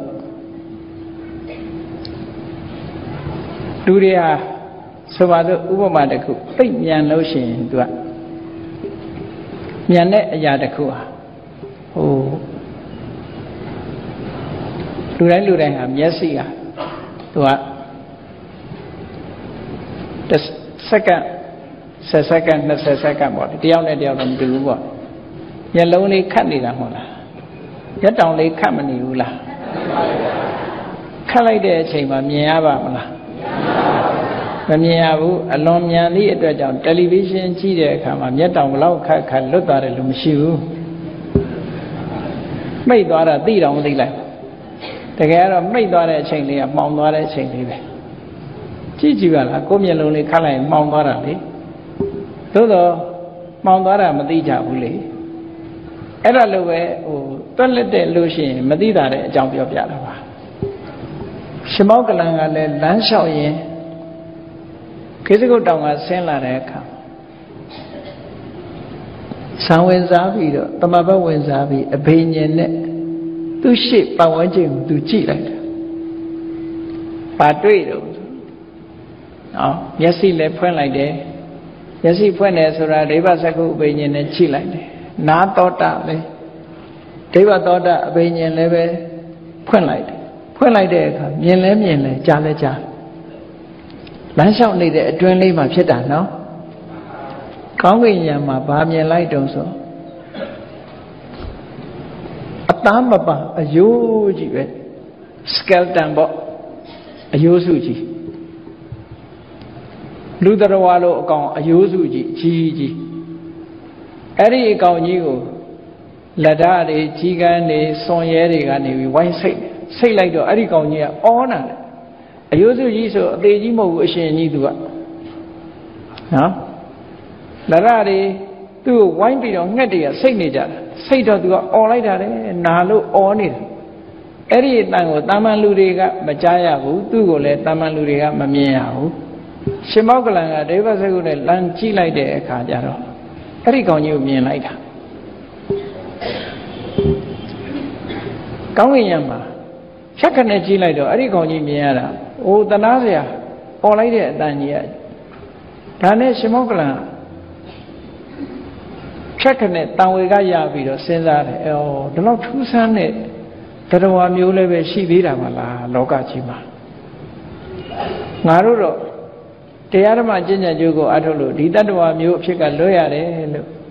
စိတ်ထဲမှာဝမ်းသာသွားလို့သူကပြုံးလိုက်တာအမှတ်တမဲ့ပြုံးလိုက်တာကိုသူနဲ့တူတူဆင်းလာတဲ့ရှင်လက္ခဏာကမြင်တယ်ရှင်ဗျာကိုရောကြီးပြုံးတာကြီးလည်းဘာပြုံးတာတော့ဆိုတော့ရှင်မောကလန်ကမဖြေဘူးဘာလို့လဲဆိုသိထူးဆန်းနေတော့မဖြစ်နိုင်ပါဘူးကိုရောလို့ပြောမှဆိုလို့ဟောကိုရောလည်းဒီမေးခွန်းဒီနေရာမှာမေးနေအောင်နဲ့ဖះရှိရောက်တဲ့အခါမှာမေးပါတဲ့ဆွမ်းခံဆင်းသွားကြဆွမ်းခံလို့ပြန်လာကြပြန်လာပြီးတော့ညနေရောက်တဲ့အခါမြတ်စွာဘုရားစီရောက်ကြ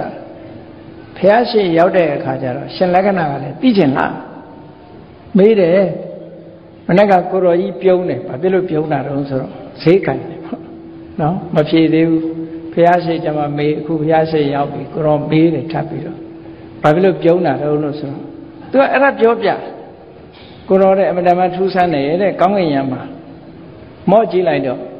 skeleton အယိုးစုကြီးတတဝါကောင်ကြီးထူးဆန်းတဲ့တတဝါကြီးဒီကောင်တွေ့ရတယ်အဲ့ဒီကောင်ကြီးကအယိုးစုဆိုပေမဲ့လို့အသက်ရှိတယ်လက်ရတွေကြီးကန်းတွေကဝိုင်းစိတ်နေတာကိုသူကအောနေတာတဲ့နာလုံးတို့ရုံးကန်အော်ပြီးတော့ပြေးလွှားနေတာတဲ့အဲ့ဒါကြီးကိုသူမြင်ခဲ့တာတဲ့အမတမထူးဆန်းတယ်လို့ဆိုတော့မြတ်စွာဘုရားကထောက်ခံတယ်ဟုတ်တယ်အော်စရာကောင်းတယ်တဲ့ငါတပည့်တွေအခုဒီလိုတတ္တဝါမျိုးတွေတောင်မှအမှတ်တမဲ့မနေပဲနဲ့မြင်နိုင်တဲ့ဉာဏ်တွေသိနိုင်တဲ့ဉာဏ်တွေရလာကြပြီဒီတတ္တဝါကြီးကိုငါအရင်တုန်းကတည်းကမြင်ခဲ့တယ်ဒါပေမဲ့လို့ဘယ်သူမှမပြောဘူးဘာဖြစ်လို့ပြောလဲယုံကြမှာမဟုတ်လို့မပြောတာတဲ့ဆိုပြီးတော့မြတ်စွာဘုရားကဆက်ပြောတယ်ဒီတတ္တဝါကြီးဟာဘာဖြစ်လို့ဒီလိုအနေအထားမျိုးအယိုးစုကြီးဖြစ်ပြီးတော့အကောင်လောင်တွေဝိုင်းစိတ်ထားကိုအော်ဟစ်ပြီးတော့ဒုက္ခခံနေရတာတုံးဆိုသူဟာတဲ့လွန်ခဲ့တဲ့ဘဝတုန်းကရာဇဂိုပြေကနွားတတ်သမားကြီးတဲ့ကြည့်နော်သူ့ရဲ့အတိတ်စာကြောင်းကိုတွားကြည့်လိုက်တဲ့အခါသူဘယ်သူတုံးဆိုနွားတတ်သမားကြီးတဲ့ဟိုဘဝတုန်းကနွားတွေကိုတတ်ဖြတ်ပြီးတော့ရောင်းချစားတော့နေ့စဉ်နွားတွေကိုတတ်ဖြတ်ပြီးတော့ရောင်းနေတဲ့လူတယောက်ကြတော့အဲ့ဒီအကုသိုလ်တွေသူများတဲ့တတ်တယ်ဆိုတဲ့ကဘယ်လဲကူကူပဲဟုတ်မလဲဒေါသနဲ့တတ်တာပဲနော်သူများတဲ့ကိုတတ်တယ်ဆိုနွားကလည်းပဲလဲဆင်းပြီးပဲခံလိုက်မလဲရုံးမှာပေါ့ အဲ့ဒီနွားကိုတတ်ပြီးတော့နေ့စဉ်နဲ့မြနွားတတ်ပြီးရောင်းပြီးဘာတွေလုပ်ခဲ့တော့ဆိုအသားကိုပြောင်းနေအောင်ချစ်ယူပြီးတော့အသားတွေကိုရောင်းချအယိုးတစ်ပုံအသားတစ်ပုံတရေတစ်ပုံထားပြီးတော့အကုန်လုံးရောင်းချပြီးတော့စားတောက်လာခဲ့တာနေ့စဉ်နဲ့မြသူ့နေရာမှာနွားအယိုးပုံကြီးကိုသူအမြဲတမ်းမြင်နေရတယ်တဲ့ဟုတ်တယ်လေနွားတတ်တဲ့လူကနွားရိုးပုံကြီးမြဲမြင်ရမှာပဲအသားကတော့ရောင်းလိုက်တော့မရှိတော့ဘူးအယိုးကတော့ကျန်းနေတာဟုတ်နွားရိုးတွေအမြဲတမ်းမြင်နေရတာတဲ့အဲ့တော့သူဒီလိုနွားတွေကိုတတ်ဖြတ်ပြီးအသက်မွေးဝမ်းကြောင်းလောက်သေးတဲ့အခါကျတော့အဲ့ဒီအကုသိုလ်ကနေပြီးတော့ငရဲကိုနှစ်ရာပေါင်းများစွာထောင်ပေါင်းများစွာတောင်းပေါင်းများစွာသိန်းပေါင်းများစွာငရဲမှာခံရတယ်တဲ့ငရဲကလွတ်တဲ့အခါကျတော့အဲ့ဒီသူမြင်နေချအယိုးပုံကြီးကစိတ်ထဲမှာထပ်ပေါ်လာတယ်နော်အဲ့ဒါကိုကမ္မနမိတ်လို့ခေါ်တာလူတွေဟာဘယ်သူပဲဖြစ်ဖြစ်သေကံနေကြတော့သူလုပ်ခဲ့တဲ့ကံနေစိတ်နေသဘောထားတွေကပြန်ပေါ်တယ်အဲ့ဒီကံလုပ်တဲ့အချိန်ကအနေအထားမျိုးတွေအချမ်းရံအကြောင်းတရားတွေ condition တွေပြန်ပေါ်လာတယ်ဒါကိုကမ္မနမိတ်လို့ခေါ်တယ်သူလုပ်ခဲ့တဲ့အချိန်တုန်းကဒီကမ္မနမိတ်တွေကပြန်ပေါ်လာတဲ့အခါကျတော့သူ့မျက်စိထဲမှာငရဲကလွတ်တော့ဘာကြီးမြင်တော့ဆိုအယိုးပုံကြီးမြင်တယ်အယိုးပုံကြီးမြင်လို့ငရဲကလွတ်ပြီးအဲ့ဒီအကုသိုလ်ကံရဲ့အကျွင်းအကြံအနေနဲ့သူခံလဲရတာဒီအယိုးစုပြိတ္တာကြီးလာဖြစ်တာလို့ဒီလိုဟောတာများဆိုဒါအကြောင်းနဲ့အကျိုးဆက်ဆက်အဝိဇ္ဇာပိစ္ဆေယသင်္ခါရဒီအလုပ်ကိုလုပ်ရင်ပတ်စံရတယ်လို့သာမြင်တယ်သိရင်ငါဒုက္ခရောက်လိမ့်မယ်အပယ်ငရဲကြလိမ့်ဒီတ attva ဟာသက်ရှိတ attva ဖြစ်လို့တဏှာစရာလို့လည်း तू မမြင်ဘူးနော်ကိုချင်းစာတရားရှိရမယ်လို့လည်း तू မမြင်ဘူးပတ်စံရဖို့ပဲရှိတယ်အကုသိုလ်ရဲ့အကျိုးတရားတွေငါတနေ့ခံရမယ်ဆိုတာလည်းမမြင်ဘူးမမြင်တာအဝိဇ္ဇာပိစ္ဆေယသင်္ခါရနွားတတ်တဲ့အလုပ်ကိုလုပ်တာသင်္ခါရနေ့စဉ်နဲ့များလှုပ်တဲ့အခါကျတော့ဝိညာဏလို့ဆိုတဲ့အပယ်ပရိသေတွေကိုသွားပေးတယ်ပေးပြီးတော့အပယ်ကလွတ်တဲ့အခါမှာလည်းပဲကြည့်အယိုးပုံကြီးကိုမြင်နေတယ်အယိုးပုံကြီးကိုမြင်ပြီးတော့အာယုံပြုတ်ပြီးတော့စိတ်ဆိုတာအာယုံညွတ်တဲ့စီမှာမျိုးစိဆိုတာကြာလူတွေရဲ့တတ္တဝါတွေရဲ့စိတ်ဆိုတာမတ္တမကံတရားဆိုတာအာယုံညွတ်မိတဲ့စီမှာသွားတာသူကဒါလေးကမှတ်ပုံတင်လိုက်တဲ့သဘောပဲအာယုံညွတ်တယ်ဆိုမှတ်ပုံတင်လိုက်တာအဲ့ဒီမှတ်ပုံတင်လိုက်တဲ့အတိုင်းပဲနောက်သွားဖြစ်တာပဲသူကအဲ့တော့ကံကမ္မနမိတ်ကိုအာယုံပြုတ်ပြီးတော့အပင်ငရဲကျသွားတယ်အပင်ငရဲကျပြီးအပင်ငရဲကတက်တန်းစိတ်လို့ကံအရှိန်ကုန်ကံအရှိန်ကုန်တယ်ဆိုတာအပင်ငရဲမှာသူကတက်တန်းဆိုဒီမှာကိုလှုပ်တဲ့ကံရဲ့အရှိန်ဟွာတိုင်းသွားတာနော်ငရဲတဲ့ဆိုတာလည်းအမြဲမဟုတ်ဘူးတချို့ကျတော့9ရက်လောက်နဲ့တင်ကံကုန်သွားတယ်ဘာနဲ့ဥပမာတူတော့ဆိုရင်ဒုံးမြန်ကိုပြစ်တဲ့အခါမှာပြစ်လိုက်တဲ့အားရှိသလောက်ဒုံးမြန်သွားနေမှာပဲခြားထဲမှာဒုံးကွင်းဒုံးနဲ့ပြစ်ချရင်တော့လေဒါဥပိ္ပစေတကပေါ့နော်ဒုံးမြန်များဟာပြစ်လိုက်တဲ့အခါမှာပြစ်တဲ့ဟာမပါတော့ဘူးအရှိန်နဲ့တင်သွားနေတာကဲဒုံးမြန်ကကိုယ်နာမရှိဘူးဘတ်ခွတို့လောင်လွှေးတို့နဲ့လောက်စလုံးကိုကဲဘတ်ခွနဲ့ပြစ်လိုက်တယ်ဆိုတာဒီတရေရဲ့အင်အားရှိသလောက်ဒီလောက်စာလေးကပြေးမှာပဲလေအဲ့ဒါလို့ပြေးတယ်လို့ပဲကိုလုတ်ခဲ့တဲ့ကံရဲ့စွမ်းအားရှိသလောက်သူရဇက်ကသွားနေမှာသူကစွမ်းအားကုန်ရင်ကျသွားတာပဲအဆုံးတတ်တာဒီနောတသမားဟာလည်းပဲသူကံအရှိန်ကုန်တဲ့အခါကျတော့အပင်ငရဲမှာသူကဘဝတစ်ခုအဆုံးတတ်သွားတယ်အဲ့ဒီအဆုံးတတ်တဲ့အချိန်လေးမှာသူ့မျက်စိတွေကဘာတွေပြန်မြင်မြန်လို့ဆိုဒီအယိုးပုံကြီးပြန်မြင်နေတယ်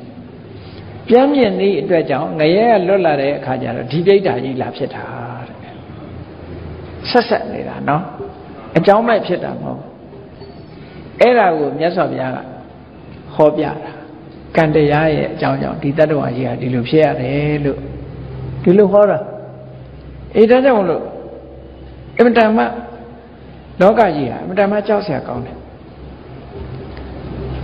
ကိုလှုပ်တဲ့ကံကြမ္မာပုံရိပ်တွေကိုဘဝမှာလာပြီးတော့ပေါ်နေတတ်တယ်ဒါကြောင့်မို့လို့ဘုန်းကြီးတို့တွေမကောင်းတဲ့ကံတွေမလုံးမိအောင်ကောင်းတဲ့ကံတွေများများလုပ်ဖို့ကိုယ်သာလင်ပဓာနာကိုယ်စိတ်ကိုဖြူစင်အောင်ထားပြီးမြည်သည့်တ attva ကိုမှညှင်းဆဲတပ်ဖြတ်ခြင်းဆိုတဲ့အလုပ်တွေကိုမလုံးမိအောင်ကြိုးစားအားထုတ်ကြရမှာဖြစ်တယ်အဲ့ဒါလို့မလုပ်ဘူးဆိုလို့ရှိရင်ကံကြမ္မာပုံရိပ်တွေဟာကိုယ်စီကိုရောက်လာမှာပဲဒါရှောင်လွှဲလို့မရဘူးအဲ့ဒီအချိန်မှာဘုရားသခင်ကလာခဲ့လိမ့်မယ်လို့တော့မအောင်မိတ်လေးနဲ့နော်ဘယ်ဘုရားသခင်မှကယ်နိုင်မှာမဟုတ်ဘူးအဲ့ဒီအချိန်နေကြတော့အားလုံးဟာကံကြမ္မာရဲ့ကောင်းမွေဆိုးမွေတွေကိုလှုပ်တဲ့လူခံရတယ်ဆံရတယ်ဘာဖြစ်လို့ခံရဆံရတော့ဆိုကိုယ်တဏ္ဍာမှာဖြစ်တဲ့အရာကိုယ်တဏ္ဍာမှာဖြစ်တဲ့အရာဆိုတာကိုယ်ပဲခံရစဉ်းစားကြည့်လေ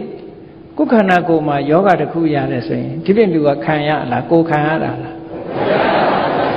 ကိုယ်သွေးသားထဲမှာဖြစ်ရင်ကိုယ်ပဲခံအဲ့ဒါလိုပဲအကုသိုလ်ဆိုတာကိုယ့်ရဲ့စိတ်ထဲမှာဖြစ်တာကုသိုလ်ဆိုတာလည်းကိုယ့်ရဲ့စိတ်ထဲမှာဖြစ်တယ်ကိုယ့်ရဲ့စိတ်ထဲမှာဖြစ်တော့ကိုယ်သာလင် responsible ပေါ့ကိုယ်နဲ့ပဲပတ်သက်တယ်သူများတကမဆိုင်ဘူးအဲ့ဒါကြောင့်မို့ဒီလိုကိုလှုပ်တာကိုပဲခံရတယ်ဆိုတဲ့ကမ္မတက္ကတာတမ္မာဒိဋ္ဌိဟာဘုရားဘာသာအတိုင်းမရှိဒါမရှိရင်ဘုရားဘာသာမဖြစ်နိုင်ဘူးနော်ကံကံဤကျိုးလက်ခံယုံကြည်ခြင်းဆိုတဲ့ကံကံဤကံသာလင်မိမိရဲ့ဥစ္စာကိုယ်ပိုင်ဥစ္စာဖြစ်တယ်ကိုယ်ပိုင်ဥစ္စာဖြစ်တယ်ဆိုတာဘာကိုပြောတာတော့ဆို I am responsible ဖြစ်တာပြောတာနော်ကိုလှုပ်တာကိုပဲတာဝန်ယူပါကောင်းတာလုပ်လို့မြတ်စွာဘုရားဟောတယ်လေယံကမ္မံဂရိတန္တိကလျာဏံဝါပေါကံဝါတတ္တကမ္မတ္တဒါဘိဓမ္မာတယ်တို့ဘာလုပ်လို့ကောင်းတာလုပ်လို့ဆိုးတာလုပ်လို့သမျှတို့အကောင်းအမွေဆိုးမွေတို့ပဲခံရမယ်ဒါမှန်ကန်တဲ့အမြင်တစ်ခုပဲတဲ့တကယ်လဲအဲ့တိုင်းခံရမှာဒါက the law of ကမ္မပဲနော် the law of ကမ္မနိယမလို့ခေါ်တယ်ဒီတိုင်းသွားတာဒါဘယ်သူမှဖန်ဆင်းတာမဟုတ်ဘူးကိုယ်တဏ္ဍာမှာဖြစ်တဲ့ဟာရှောင်လို့ရောရမလားမရဘူးနော်ကိုယ်ခန္ဓာကိုယ်ကထွက်နေတဲ့အရိပ်ကိုခြေဖြတ်လို့ရလားမရဘူးမရတယ်လို့ပဲသူကကံကြမ္မာဆိုတာလေလုပ်လို့မရဘူးလို့ဒီလိုဆိုလို့ပဲအဲ့တော့ကိုယ်တဏ္ဍာမှာကောင်းတဲ့ကံတွေဖြစ်နေအောင်ဘုန်းကြီးတို့တွေဟာအမြဲတမ်းတတိထားပြီးတော့အကြောင်းတရားတွေဟာအခုလိုအကြောင်းနဲ့အကျိုးဆက်သွယ်ပြီးတော့ဖြစ်ပေါ်နေတယ်တန်တရားကြီးထဲမှာဆင်းရဲကြတယ်ဆိုတာလဲအကြောင်းကြောင့်ဖြစ်တာပဲမွဲဆင်းရဲမွဲတည်ချမ်းသာဒုက္ခရနေကြတယ်ဆိုတာလည်းပဲအကြောင်းမကင်းဘူးအဲ့တော့တတ္တဝါဆိုတာကံနဲ့ဆက်ဆက်ပြီးတော့ဖြစ်ပေါ်လာတဲ့အရာတစ်ခုပဲတက်ရှိတတ္တဝါတက်မဲ့တတ္တဝါတက်ရှိတက်မဲ့ဘုရားဘာသာအယူဆနဲ့အခြားဘာသာတွေရဲ့အယူဆမတူတက်ရှိတက်မဲ့တတ်မှတ်တာ organism နဲ့ non organism animate thing နဲ့ non animate things inanimate thing လို့ဒီလိုတက်ရှိနဲ့တက်မဲ့နှမျိုးခွဲထားတာဟောတာရှိလောကလူသားတွေကဒီပင်ကိုလည်းအသက်ရှိတယ်လို့ယူဆကြတယ်။ဘာဖြစ်လို့လဲဆိုဒီပင်ဟာမျိုးစိတ်ကနေပြီးတော့အမြင့်ကလေးဆင်းပြီးတော့ပေါ်အညောက်တက်လာပွင့်ကြိတ်တန်ပွင့်လာတယ်တီးကြိတ်တန်တီးလာခုတ်လိုက်လို့ရှိရင်လည်းပြန်ပြီးတော့ရှင်းတန်းတယ်ပေါ့လောကလူတွေပြောရင်ဒီပင်ဟာရှင်းနေတယ်တည်တယ်လို့ဒီလိုလည်းပြောကြတယ်ပေါ့အဲ့ဒါကြောင့်မို့လို့ဒီပင်ကိုသက်ရှိတယ်လို့လူများစုကယူဆကြအိန္ဒိယနိုင်ငံမှာဘုရားမြတ်စွာလက်ထက်တော်အခါကာလတုန်းကစပြီးစီဝတ်တင်ကြီးနောဟိမနုဿာရုက္ခတမိတ်မြတ်စွာဘုရားမိန့်ကြားတဲ့စကားတစ်ခုတည်းမှပါတယ်လူတွေကဒီပင်ကိုသက်ရှိတယ်စီဝါရှိတဲ့အရာတစ်ခုသက်ရှိလို့ထင်ကြတယ်တဲ့ဒါကြောင့်မို့ယဟန်နေဒီပင်မခေါ်အောင်နော်ဒီပင်မခေါ်ရတာဘုရားကိုယ်တိုင်ကဒီပင်ကိုသက်ရှိတယ်လို့တတ္တဝါလို့ယူဆလို့မခေါ်ရဘူးပြောတာမဟုတ်ဘူး လောကလူတွေရဲ့ယုံကြည်ချက်နဲ့ပတ်သက်ပြီးတော့မြတ်စွာဘုရားကမကြည်ညိုသေးတဲ့လူတွေကြည်ညိုနိုင်ခွင့်ရအောင်ကြည်ညိုပြီးသားလူတွေပို့ပြီးတော့ကြည်ညိုဖို့စိတ်ကြည်နူးမှုဖြစ်အောင်တနည်းအားဖြင့်ပြောမယ်ဆိုရင်သစ်ပင်တွေမှာမီးနေတဲ့တတ္တဝါတွေဒုက္ခမရောက်အောင်လို့ဆိုယဟန်တွေကိုသစ်ပင်မခုတ်ရအောင်ခုတ်ရင်အပြစ်အဘတက်ရောက်စေလို့ပြည့်ညတ်ထားတာရှိတယ်ပေါ့ဒါကတက်ရှိလို့မဟုတ်ဘူးတခြားအကြောင်းအကြောင်းပြည့်ညတ်ပေးထားတာနော်ခုခေတ်နဲ့ဆိုလို့ရှိရင်တော့တောတောင်ရေမြေတွေကိုထိမ့်သိမ်းဆောက်ရှောက်တဲ့ပတ်ဝန်းကျင်ထိမ့်သိမ်းဆောက်ရှောက်ရေးဆိုတာနဲ့မြတ်စွာဘုရားကယဟန်တန်ဃာတွေကိုသစ်ပင်တောတောင်တွေသစ်ပင်တွေမခေါ်ရဘူးယဟန်တွေနဲ့မျိုးစေ့တွေမဖြစ်စေရဘူးလို့ပြညတ်ချက်ဟာအင်တမကောင်းမွန်တဲ့ပြညတ်ချက်တစ်ခုဖြစ်သွားတယ်ပေါ့နော်သဘာဝပတ်ဝန်းကျင်ထိမ့်သိမ်းဆောက်ရှောက်ရေးဟာယဟန်တွေကထိမ့်သိမ်းပြီးသားဆောက်ရှောက်ပြီးသားဖြစ်သွားတယ်ပေါ့လို့ဆိုလိုတာပေါ့အဲ့တော့သစ်ပင်ဟာလောကလူတွေရဲ့အမြင်ကတော့သက်ရှိလို့ယူဆတယ်။ဘာဖြစ်လို့သက်ရှိလို့ယူဆကြတော့ဆိုတော့တချို့သစ်ပင်လေးတွေကလူတွေကသစ်ပင်အောက်မှာသွားပြီးတော့စန္ဒယာလေးဂီတလေးတီးပြီးတော့တခြင်းလေးဆိုပေးလို့ရှိရင်အဲ့ဒီသစ်ပင်လေးတွေကလန်းလန်းဆန်းဆန်းဖြစ်လာတယ်လို့အဖူးပွင့်လေးတွေနဲ့လန်းလန်းဆန်းဆန်းဖြစ်လာတယ်တခြင်းဆိုပေးလို့ရှိရင်တချို့သစ်ပင်လေးတွေကလန်းလာတယ်ပေါ့ဒီလိုဆိုတာလည်းရှိတယ်နော်နောက်တချို့သစ်ပင်တွေကြတော့အပွင့်ကမိမိပွင့်နေတဲ့အပွင့်တွေကို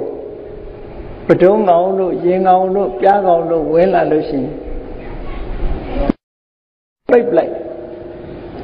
ပိတ်လိုက်တဲ့အခါကျတော့ပဒုံးတို့ရင်တို့ဒီအကောင်လေးတွေကအိပ်မိသွားတယ်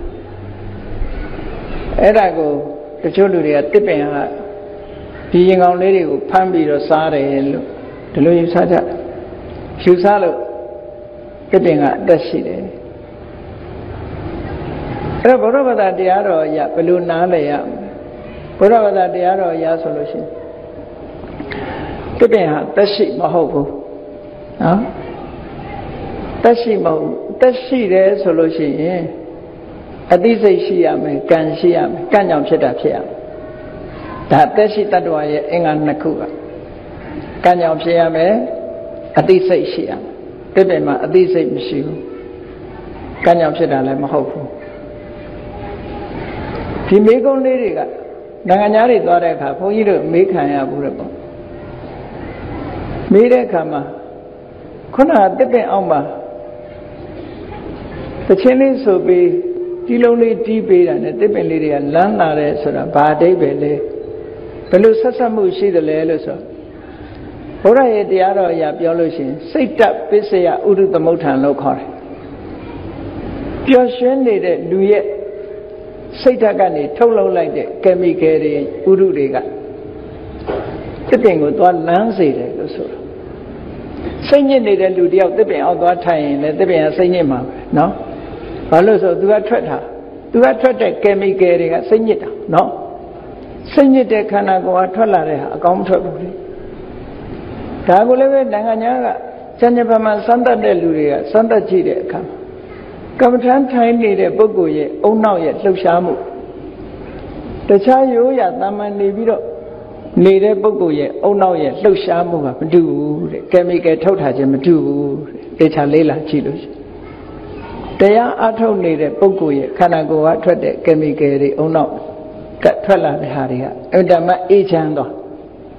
စိတ်ပူပန်နေတဲ့ပုဂ္ဂိုလ်ရဲ့တဏ္ဍာကထွက်တာတွေကြတော့အဲ့လိုမဟုတ်စိတ်တပစ္စယစိတ်အကြောင်းခံတဲ့ဥဒုသမုဋ္ဌာန်နဲ့ဥဒုကြောင့်ဖြစ်တာတစ်ဆင့်ကအကြောင်းတရားလို့ပြောတယ်ဒီလိုနားလဲရနော်တခြင်းဆိုပြီးလို့တစ်ပင်ကလို့လမ်းတာမဟုတ်ဘူးတဲ့ဒီပုဂ္ဂိုလ်ရဲ့ဓာတ်သဘောခူးဆက်တဲ့သဘောပေါ့သူကပြောနေသည့်အတွက်ကြောင့်ဒုက္ခနာကိုယ်ကထွက်လာတဲ့လမ်းဆက်တဲ့ အရာတွေကတစ်ပင်ကိုအကျိုးပြုလို့တစ်ပင်လေးကလန်းတာတဲ့ဒီလိုဆိုလို့ဒါကတစ်ခုနောက်ခုနလိုရင်ကောင်းလေးကိုအပွင့်နဲ့လာပြီးတော့ဝဲလို့အပွင့်နဲ့ဝင်လိုက်လို့ရှိရင်ရင်ကောင်းလေးပရုံးကောင်းလေးပြားကောင်းလေးကိုပိတ်ပစ်လိုက်တဲ့တစ်ပင်မျိုးကြတော့ရောလို့ဆိုဒါရင်ရဲ့ temperature ရင်ကောင်းတစ်ကောင်ရဲ့ temperature အငွေ့ကအဲ့ဒီအရွက်ကိုငုံသွားစေတတ်တယ်ငုံသွားစေတတ်နော်သူ့အတိုင်းတာခုခေတ်လူတွေရှင်းပြလို့နားလဲပါတယ်မန္တလေးလက်စိတ်ကြီးရောက်တဲ့အခါကျတော့ကြည့်လေ exit ဆိုတဲ့နေရာရောက်တော့တကားကသူဖွင့်သွားတာမဟုတ်လားလူရဲ့ကိုယ်ငွေးနဲ့ဖွင့်တာလေဘယ်သူမှဖွင့်ပေးတာမဟုတ်ဘူးဒါတခါနိုင်ငံခြားတိုင်းပြည်တွေမှာအလံပေးထားတာရှိတယ်အိမ်ထဲလူဝင်လာလို့သိအောင်လူဝင်လိုက်တာနဲ့တပြိုင်နက်လူရဲ့ကိုယ်ငွေးရဲ့ထိခိုက်မှုကြောင့်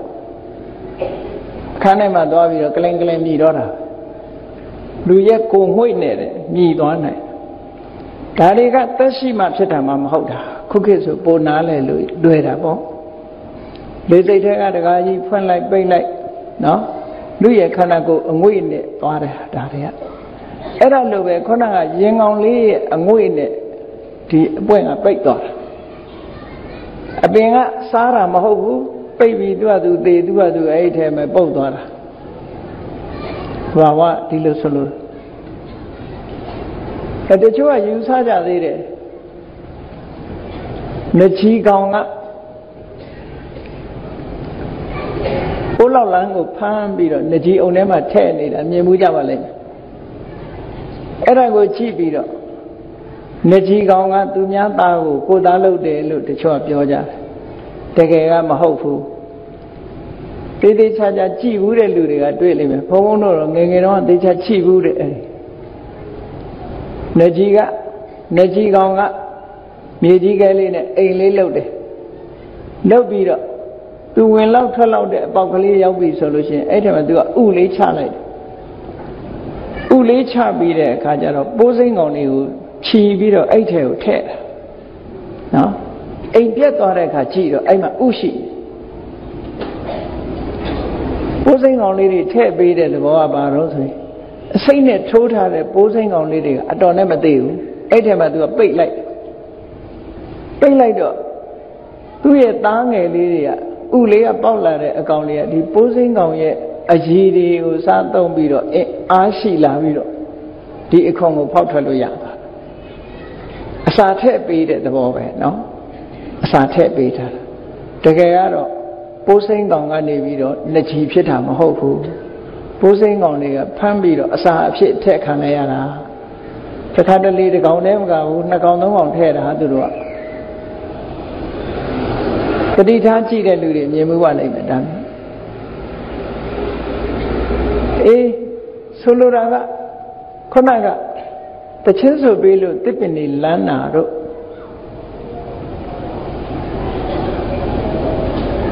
နောက်တစ်ခါပိုးကောင်လေးတွေဝင်တော့အပွင့်နဲ့ဝင်လို့ရင်ကောင်လေးတွေကိုပိတ်ပြီးတော့ပိတ်လိုက်တာတို့ဆိုတာတွေဟာသက်ရှိတ attva တွေရဲ့အမူအရာဖြစ်ပေမဲ့လို့သူတို့ဟာအသက်ရှိလို့သိလို့လုပ်တာမဟုတ်ဘူးလို့ဒီလိုမှတ်ရနောက်တစ်ခုရှိသေးတယ်လူနှစ်ယောက်ဥယျာဉ်ရှင်ပြီးတော့စိုက်ကြတယောက်ရဲ့ဥယျာဉ်ကအမတမသီးတယ်အမတမပွင့်တယ်ဟိုတယောက်ကြတော့အသီးမကျနှစ်ယောက်စလုံးဟာကြိုးစားကြတယ်သို့တော့တယောက်ကအသီးနှံပို့ပြီးတော့ရတယ်တယောက်ကအသီးနှံမရအဲ့ဒါကြတော့ဘယ်လိုဆုံးဖြတ်ရလဲလို့ဆိုရင်ကမ္မပစ္စယဥဒုသမုဋ္ဌာန်လို့ခေါ်တယ်လူရဲ့ကံကတစ်ပင်အတွက်ထောက်ကူဖြစ်တဲ့ဥဒုမျိုးဖြစ်ပေါ်စေကံကောင်းတဲ့လူရဲ့တစ်ပင်တွေကကောင်းတဲ့ဥဒုနဲ့ဒီလူရဲ့သွားလာလှုပ်ရှားမှုကံတွေကကောင်းနေတဲ့အတွက်ကြောင့်သူ့တဏ္ဍာကထွက်တဲ့ chemical တွေကြောင့်ဟောဒီတစ်ပင်ကြီးကပို့ပြီးတော့ထင်ရှားလာတာကံကိုအကြောင်းခံတဲ့ဥဒုကြောင့်ဖြစ်တယ်လို့ဒီလိုဖြေရတာဒါနိုင်ငံသားတွေမှာဒီမိကုန်းတွေကိုမေးလို့ရှိကမ္မပစ္စယဥဒုသမုဋ္ဌာန်စိတ်တပစ္စယဥဒုသမုဋ္ဌာန်လို့ဆိုတာ ဒါမျိုးတွေကအဘိဓမ္မာကျမ်းဂန်မှာဖွင့်ဆိုထားတာလေးတွေရှိတယ်အထတာလေးနီးဆိုတဲ့ကျမ်းမှာဖွင့်ဆိုထားတာရှိတယ်အားလုံးသိကြလိမ့်မယ်ထိကညိုးပင်ဆိုတာမြင်မှုလိမ့်တချို့ရက်ကထိကယုံလို့ခေါ်တယ်သွားထိလိုက်ရင်အရွက်ကလေးတွေကတွန့်သွားပြီးတော့အကိုင်းလေးကတွန့်ပြီးတော့အရွက်ကလေးတွေကကတ်သွားကြည့်မယ်ဆိုရင်ဒါသက်ရှိတ attva တွေရဲ့ပုံပန်းတဏ္ဍာမျိုးဖြစ်နေတယ်တကယ်ကတော့အသက်ရှိလို့မဟုတ်ဘူးလူရဲ့ခန္ဓာကိုယ်ကထွက်တဲ့အရာနဲ့ထိပြီးတော့ temperature ကြောင့်ပြောင်းလဲသွားတဲ့သဘောသာဖြစ်တယ်ဒီလိုဆိုလိုတာနော်အသက်ရှိလို့မဟုတ်ဒါကြောင့်မို့သက်ရှိတ attva ဆိုတာကံနဲ့ဆက်ဆက်ပြီးတော့ဖြစ်တယ်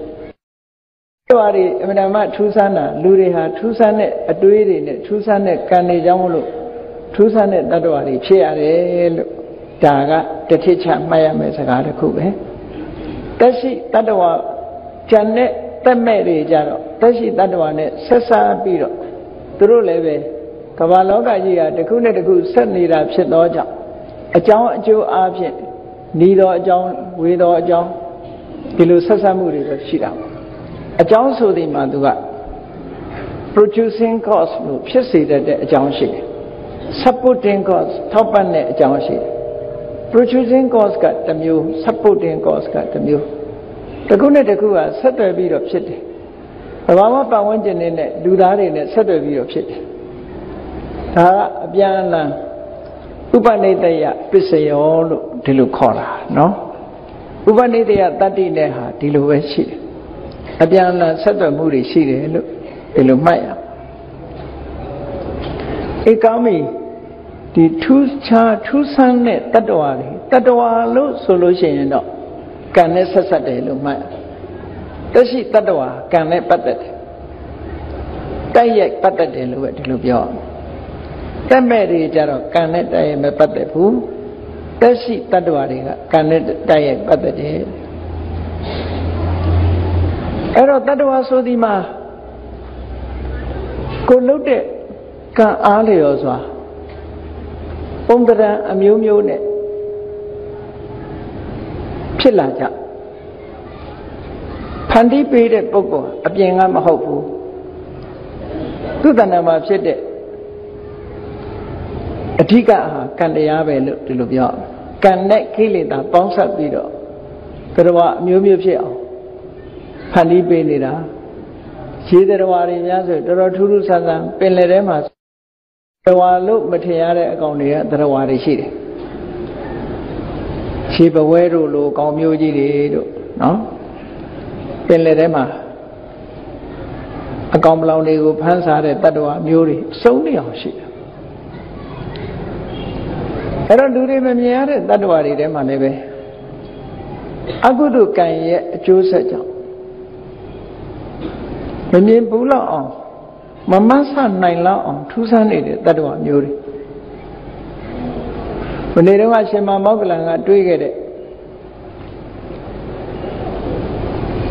အယိုးစုတတ္တဝါကြီးအယိုးတွေကြီးပဲအသားမရှိဘူးအဲ့ဒီအယိုးတွေကြီးပဲစကယ်တန်ဆိုတဲ့အယိုးစုကြီးဟာသက်ရှိတတ္တဝါကြီးဖြစ်နေတာအမှန်တမ်းထူးဆန်းတယ်ဘယ်သူကဖန်တီးပေးလိုက်တာတော့ဆိုကံကြမ္မာကပဲဖန်တီးပေးလိုက်တာအဲ့ဒါလို့ရှင်မမောက္ကလန်ကခိစကုတ်အနီးမှာမကြာခဏတတ္တဝါတွေကိုတွေ့ရှိရတွေ့ရှိတိုင်းမြတ်စွာဘုရားထံရောက်ရှိတိုင်းဒီတတ္တဝါတွေရဲ့အကြောင်းကိုမြတ်စွာဘုရားကရှင်းပြီးတော့ဟောပေးတာနော်တမန်မျက်စိနဲ့တော့မမြင်ရတဲ့တတ္တဝါတွေပဲသို့တော့အမတန်ထူးဆန်းတဲ့တတ္တဝါတွေကိုရှင်မမောက္ကလန်တို့လိုဒိဗ္ဗစကုအပင်ကြီးရတဲ့ပုဂ္ဂိုလ်တွေကတမင်ကြည့်ပြီဆိုလို့ရှိရင်တော့တွေ့ရတယ်လို့ဒါမို့ဒိဗ္ဗစကုအပင်ကြီးရတဲ့ပုဂ္ဂိုလ်တွေကိုအထက်ကရာတွေထဲမှာဒီသမထကျင့်စဉ်ကျင့်ပြီးတော့ဒိဗ္ဗစကုရပြီးတော့ဟိုဟိုတီတီကြည့်မယ်ဆိုရင်တတိထားဖို့တတိပေးထားတဲ့စကားတွေတောင်ရှိတယ်ဒိဗ္ဗစကုအပင်ကြီးရပြီးတော့နော်အလင်းရောင်တွေဖြန့်ကျက်ပြီးတော့မျက်စိကစားပြီးတောင်ကြည့်မောက်ကြည့်မကြည့်လေနဲ့ကြည့်ရင်လည်းတတိထားပြီးတော့ကြည့်ကြောက်တတ်လို့ရှိရင်ယူသွားတတ်တယ် အဲ့ဒီတတိပိစကားလေးရှိတယ်အဘိညာဉ်ရတဲ့ပုဂ္ဂိုလ်တောင်ယူသွားနိုင်တယ်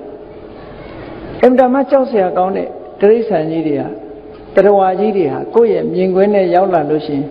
လန့်ဖြန့်သွားတတ်တယ်တဲ့ဒါကြောင့်မို့ဒေဝစက္ကုဝိညာဉ်ရတဲ့ပုဂ္ဂိုလ်တွေဟာတတိကြီးစွာထားရတယ်ဟောနို့ဆိုလို့ရှိရင်ကြောက်เสียတတ္တဝါကိုမြင်ကြောက်သွားတတ်သေးတယ်တကုရှင်ကလည်းကြောက်တာပဲဒါတော့နော်ဒေါသမကင်းသေးလို့ရှိရင်ကြောက်စိတ်ဆိုတာမကုန်ဘူးရှင်မောကလန်ကတရပြီးတရထူးဆန်းတဲ့တတ္တဝါတွေကိုမြင်တွေ့တာပထမနေ့ကမြင်တွေ့လိုက်တာကတော့အယိုးစုတတ္တဝါကြီးကိုမြင်တွေ့တယ်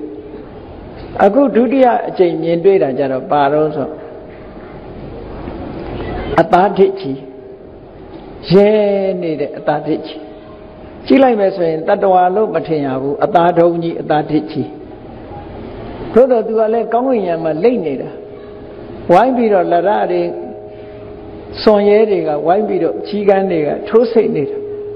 ထိုးစိတ်နေလို့သူကအော်တာတဲ့သူအော်တဲ့အတန်ကတာမန်ပုဂ္ဂိုလ်တွေတော့မကြားဘူးဒေဝသောတာနဲ့နားထောင်တဲ့ပုဂ္ဂိုလ်မှကြားတယ်အဲ့ဒီလိုအသားထစ်တတ္တဝါကြီးလည်းပဲ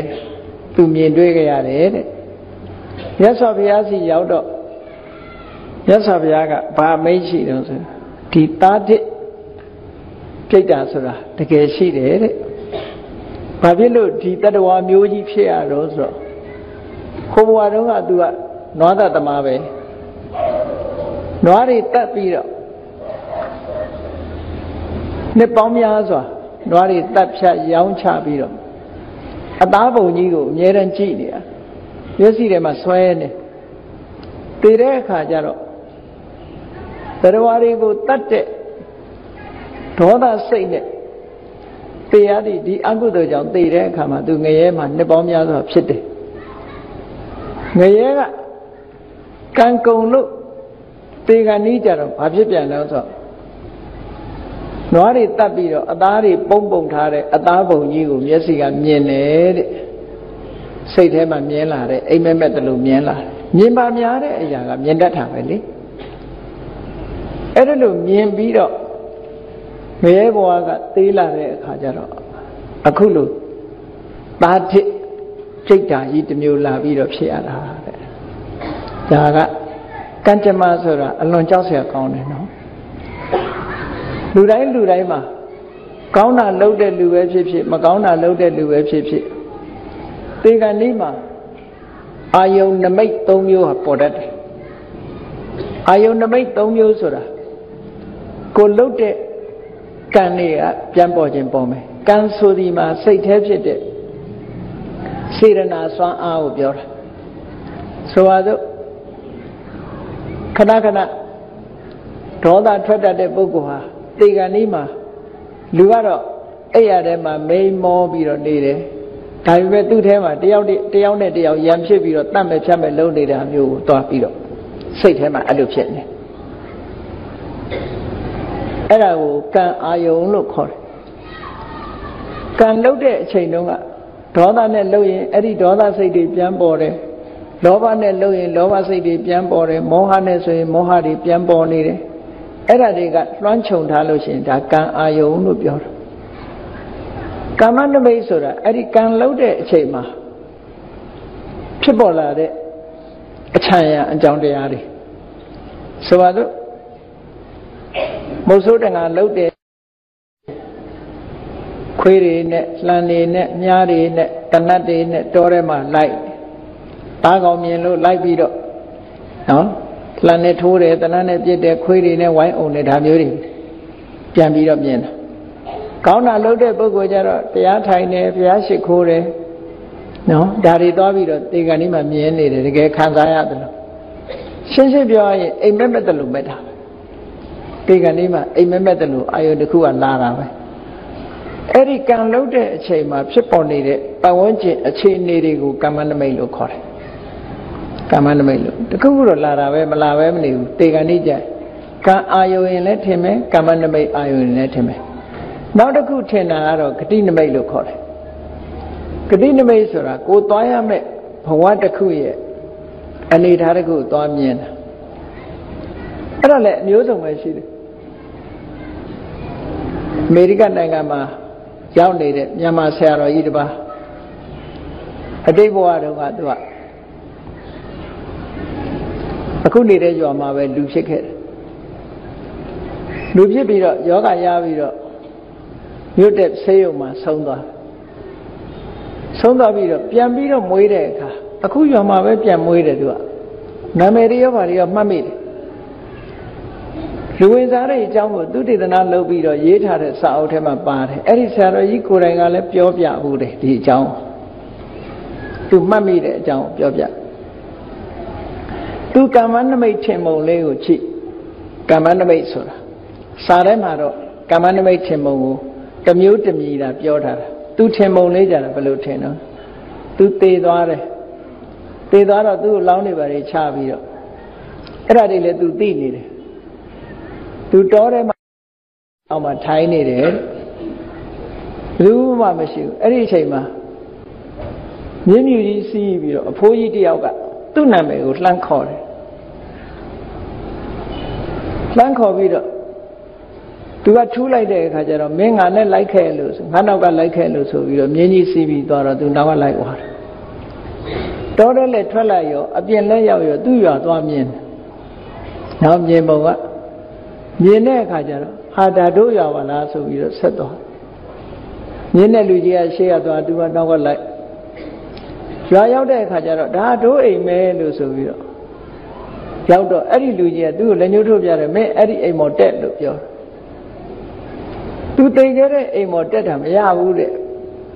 တက်လို့မရတာနဲ့မင်းအဲ့ဒီအိမ်တက်မရရင်ဒီနားကအိမ်တက်ကွာလို့ပြောပြီးတော့အဲ့ဒီအိမ်မော်နေရလို့ပြောလိုက်တာသူအဲ့ဒီအိမ်မော်တက်တာမွေးတော့အဲ့ဒီအိမ်မှာမွေးတာပဲလူလာဖြစ်တယ်ဒါဂတိနမိတ်စာထဲမှာပါတဲ့ဂတိနမိတ်မဟုတ်ဘူးကိုယ်တွေ့ပုဂ္ဂိုလ်တူကပြောပြတဲ့ဂတိနမိတ်ပေါ့နော်မဟာစီဆရာတော်ကြီးဟောတဲ့တပည့်ဆက်ကြတဲ့မှာလည်းပဲဒီလိုဘဝဟောင်းကနမိတ်တွေထင်ပြီးတော့ဘဝကူးသွားတဲ့အကြောင်းတွေဘဝအသစ်မှာဖြစ်တဲ့အကြောင်းလေးတွေမြန်မာပြည်မှာရှိတဲ့ဇာလန်းလေးတွေကိုဟောထားတာတွေရှိတယ်နော်တပည့်ဆက်ကြတရားတော်ကြီးလို့ထင်တယ်အဲ့ဒီမှာဟောထားတာရှိတယ်အဲ့တော့ဆိုလိုတာကဘယ်သူပဲဖြစ်ဖြစ်ဒီကနေ့အချိန်လေးမှာကံတော်၎င်းကမ္မနမိတ်တော်၎င်းဂတိနမိတ်တော်၎င်းတစ်ခုထင်တယ်တဲ့အဲ့ဒါလို့ထင်ပြီးတဲ့အချိန်မှာသေတာသေလို့ရှိရင်အဲ့ဒီနေရာသေချာပေါက်ရောက်တယ်ဒီလိုပြောတာနော်အာယုံကနေပြီးတော့တတ်မှတ်လိုက်တာတတ်မှတ်တဲ့နေရာမှာသူကသတိစိတ်ဖြစ်တော့တာကံအာယုံထင်တယ်ကမ္မနမိတ်အာယုံထင်တယ်ဂတိနမိတ်အာယုံထင်တယ်ကျမ်းဂန်ထဲမှာပြောထားတာမိဘုံကြီးတွေကိုယ်မီးတွေဝိုင်းနေတယ်လို့ထင်လို့ရှိရင်တော့အဲ့ဒါအဝိဇ္ဇငရဲပဲဟမ်ရှင်းတော့ကပုံနာကြီးတယောက်ကတော့အဲ့ဒါလိုပဲမီးတွေမြင်တယ်ဆိုတော့သူ့ဆရာပုံနာတွေကလာပြီးတော့အေးမီးမြင်လို့ရှိရင်အဲ့ဒါမင်းဗြဟ္မဘုံပဲကွာဗြဟ္မဘုံသာသွားလို့ဆိုသေတော့အဝိဇ္ဇကြွားတယ်မီးကဗြဟ္မဘုံကမီးမဟုတ်ပဲနဲ့ငရဲမီးဖြစ်ဒီလိုလဲရှိသေးတယ်တဲ့ကဲအဲ့ဒါလိုပဲတောကြီးတောင်ကြီးထဲမှာသွားပြီးတော့ဖြစ်တယ်ဆိုရင်အဲ့ဒီလူကပြိတ္တာဖြစ်တတ်တယ်။သို့မဟုတ်နွားတွေကြားတယ်ကိုယ်ရောက်သွားတယ်နွားအုပ်ကြီးကြားတယ်ရောက်သွားတယ်ဆိုရင်အဲ့ဒါနွားဖြစ်ဖို့သိကြတယ်။ခွေးအုပ်ကြားတယ်ရောက်သွားတယ်ဆိုရင်ခွေးဖြစ်ဖို့သိကြတယ်။ဒီလိုတစ်ခုခုဒီကနေ့မှာအိမ်မက်မဲ့တယ်လို့စိတ်ကဆွဲပြီးတော့သွားတာမျိုးဆိုလို့ရှိရင်ဒါဂတိနမိတ်လို့ခေါ်တာပဲ။အဲ့ဒီလိုသွားဖြစ်လေရှိကြတယ်။အဲ့တော့အခုဒီတာထိတရဝါကြီးဟာလည်းပဲတေကနေ့မှာဘာသွားမြင်တုံးဆိုငရဲဘုံကတေကနေ့မှာသူမြင်လိုက်တာကအသားဘုံကြီးပဲသွားမြင်နေတယ်မြင်လိုက်တော့အဲ့ဒီပုံတရံအတိုင်းပဲကမ္မနမိတ်ဒါကမ္မနမိတ်တွေခေါ်တာပေါ့နော်တာထိကြီးကိုမြင်ပြီးတော့တေသွားတော့တာထိပြိတ္တာဖြစ်သွားတယ်သူကဒီလိုဆိုလိုတာအဗ္ဗဓမ္မတရဝါတွေဆိုတာဒီအာယုန်နမိတ်တွေနဲ့ခင်းပြီးတော့မဖြစ်နိုင်အေးဒါကြောင့်မို့ ကောင်းတဲ့အာယုံကောင်းတဲ့နမိတ်ကောင်းတဲ့ဂတိနမိတ်တွေရဖို့ရအတွက်ကိုယ့်ကိုခုချိန်ကလေးကပြုပြင်ထားကြမပြုပြင်လို့ရှိရင်တော့တခုခုတော့လာမှသိချတယ်ပေါ့နော်ဒီကနေ့မှာတချို့ကပြောကြသေးတယ်ကဲလူတယောက်ရှိရသွားနေတယ်နောက်ကနေတိတ်တိတ်လိပ်ပြီးတော့ဇက်ကိုဓာတ်နဲ့ဖြတ်လိုက်လို့ဘဲငယ်နဲ့လဲသေးသွားရင်ရောအဲ့ဒီလူကနမိတ်ထင်သေးလားလို့ဆိုထင်တာပေါ့လူစိတ်စာအလွန်မြန်တာလေဘယ်တော့ပဲမြန်မြန်ကြီးသေးရင်တော့ထင်မှာပဲဒီကနေ့မှာသုတိစိတ်မကြရင်ကတော့အာယုန်နမိတ်ဟာထင်တာကြည့်ပဲအကုန်လုံးထင်ပြီးတော့မှပဲဘဝတစ်ခုရောက်သွားတာနောက်တစ်ခါထူးဆန်းတဲ့တတ္တဝါကြီးတကောင်ရှင်မောက္ကလံမြင်လို့ပြောပြတာတော့ဘာတော့ဆိုရင်အသားထုံးကြီးတဲ့ကြည့်လိုက်မယ်ဆိုလို့ရှိရင်တရဝါလုံးမထင်ရဘူးအသားထုံးကလေးပေါ့အခုကလည်းတခါတရံတရိစ္ဆာန်တွေအဲ့လိုမျိုးတွေရှိတယ်နော်ကြည့်လိုက်ရင်အသားထုံးကြီးလို့ထင်ရတယ်အဲ့ဒီအသားထုံးကြီးတရဝါကြီးကိုလည်းပဲခုနကစွန်ရဲတွေလရတွေကြီးကန်းတွေကဝိုင်းထိုးစိတ်လို့အော်ဟစ်မြည်တမ်းပြီးတော့ဒုက္ခရောက်နေတဲ့အကောင်ကြီးကိုသူမြင်ခဲ့တယ်တဲ့ကြည့်လိုက်တော့အသားထုံးကြီးပဲအဲ့ဒီအသားရကြီးကိုမြင်တာမြတ်စွာဘုရားရောက်တဲ့အခါကျတော့မြတ်စွာဘုရားကဒီတတဝါကြီးဟာတဲ့ရှေးတုန်းကလူဖြစ်တုန်းကသူကဘာလုပ်ခဲ့တော့ဆိုတော့ငှက်တွေကိုတတ်ပြီးတော့ရောင်းတဲ့ကြက်တွေငှက်တွေကိုတတ်ပြီးတော့ရောင်းတဲ့လူဖြစ်ခဲ့တယ်တဲ့ကြက်ငှက်တွေဆိုတာတတ်ပြီးလို့ရှိရင်သူကခေါင်းတွေဖြတ်ခြေထောက်တွေဖြတ်အတောင်တွေလှုပ်ဆိုအတုံးလှုပ်ထားတာကိုအဲ့ဒါကိုမျက်စိတွေကမြင်နေပြီးတော့ငရဲကိုနှစ်ပေါင်းများစွာခံရပြီးတော့အဲ့ဒီအကျိုးဆက်အနေနဲ့လာပြီးတော့ပြိတ္တာဆိုတာလာဖြစ်တယ်တဲ့အသားတုံးပြိတ္တာလာဖြစ်တယ်ဒီလိုဟောတာဟောနောက်တစ်ခုကျတော့ဘာမြင်မြန်လုံးလို့ဆိုတော့ကောင်းကင်ယံမှာသွားနေတဲ့လူသားတယောက်လူပဲတစေတို့ဘာလို့ဆိုတာဒီခါလေးလူပုံစံနဲ့ပဲပြတာပဲလေလူတယောက်တဲ့ဒါပေမဲ့အဲ့ဒီလူကအပေါ်ကအရေခွန်မပါဘူးเนาะအရေလန်သွားလို့ရဲနေတယ်လို့ပဲဒီကိုယ်လုံးကရဲနေအပေါ်ကအရေအုပ်ထားတာမရှိဘူးအမွှေးတွေပါလေမရှိလူနီကြီးမြင်မှုကြပါလိမ့်မယ်အဲ့ဒါမျိုးနေမှာပေါ့เนาะ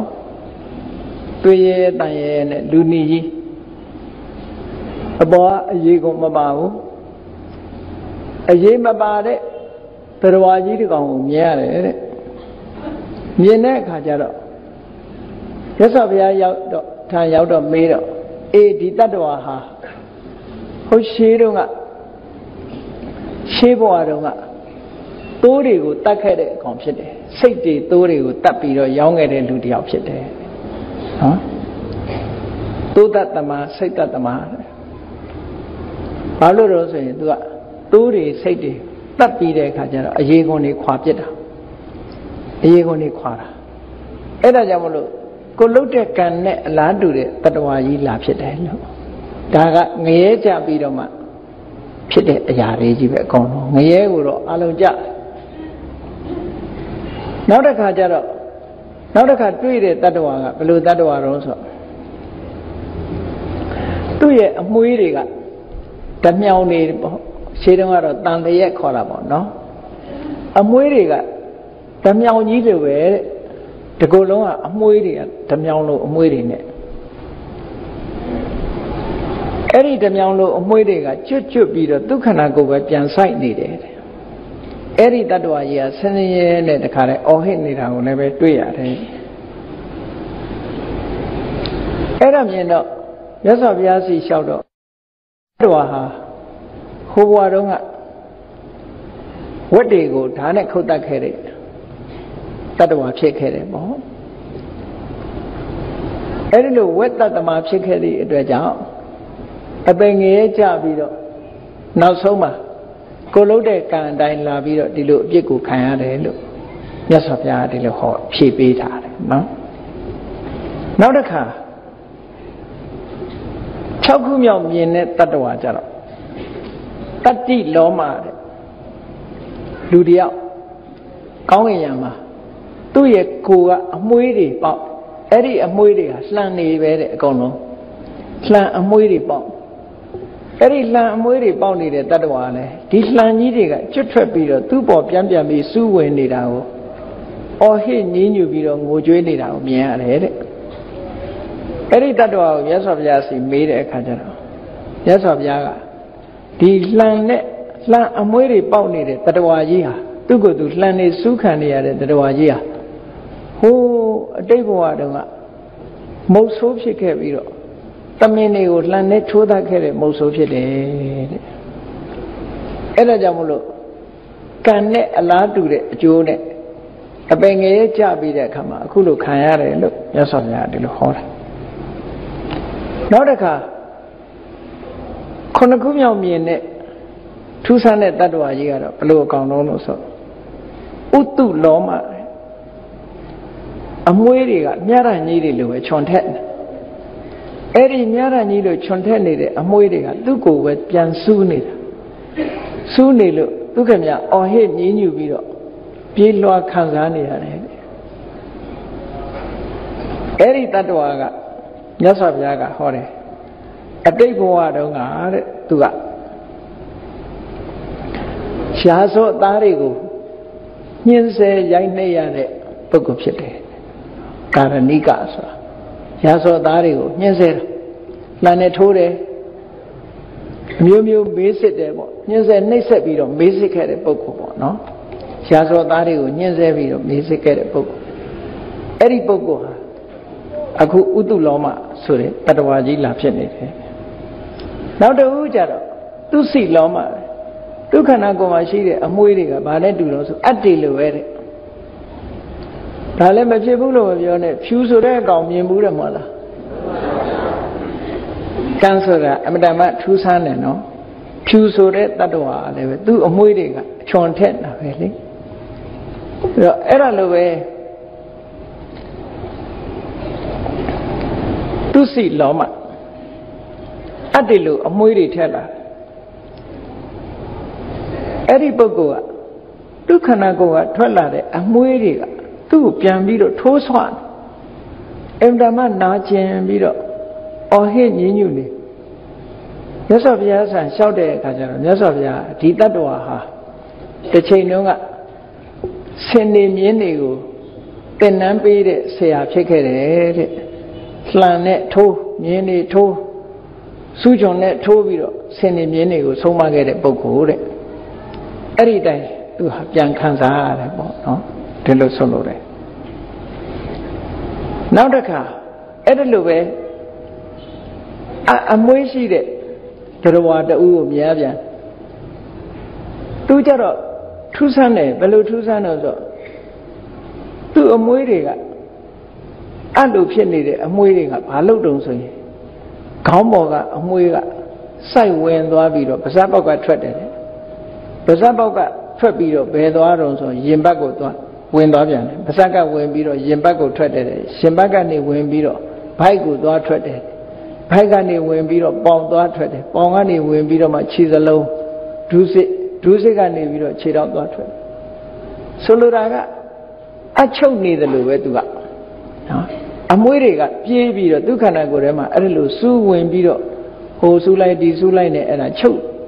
အဲ့နဲ့ချုပ်နေတယ်လို့ပဲဒုက္ခနာကိုယ်ကအမွှေးတွေကသူ့ကိုညှင်းဆဲနေတယ်အဲ့ဒီတတ္တဝါကိုမြင်တဲ့အခါကျတော့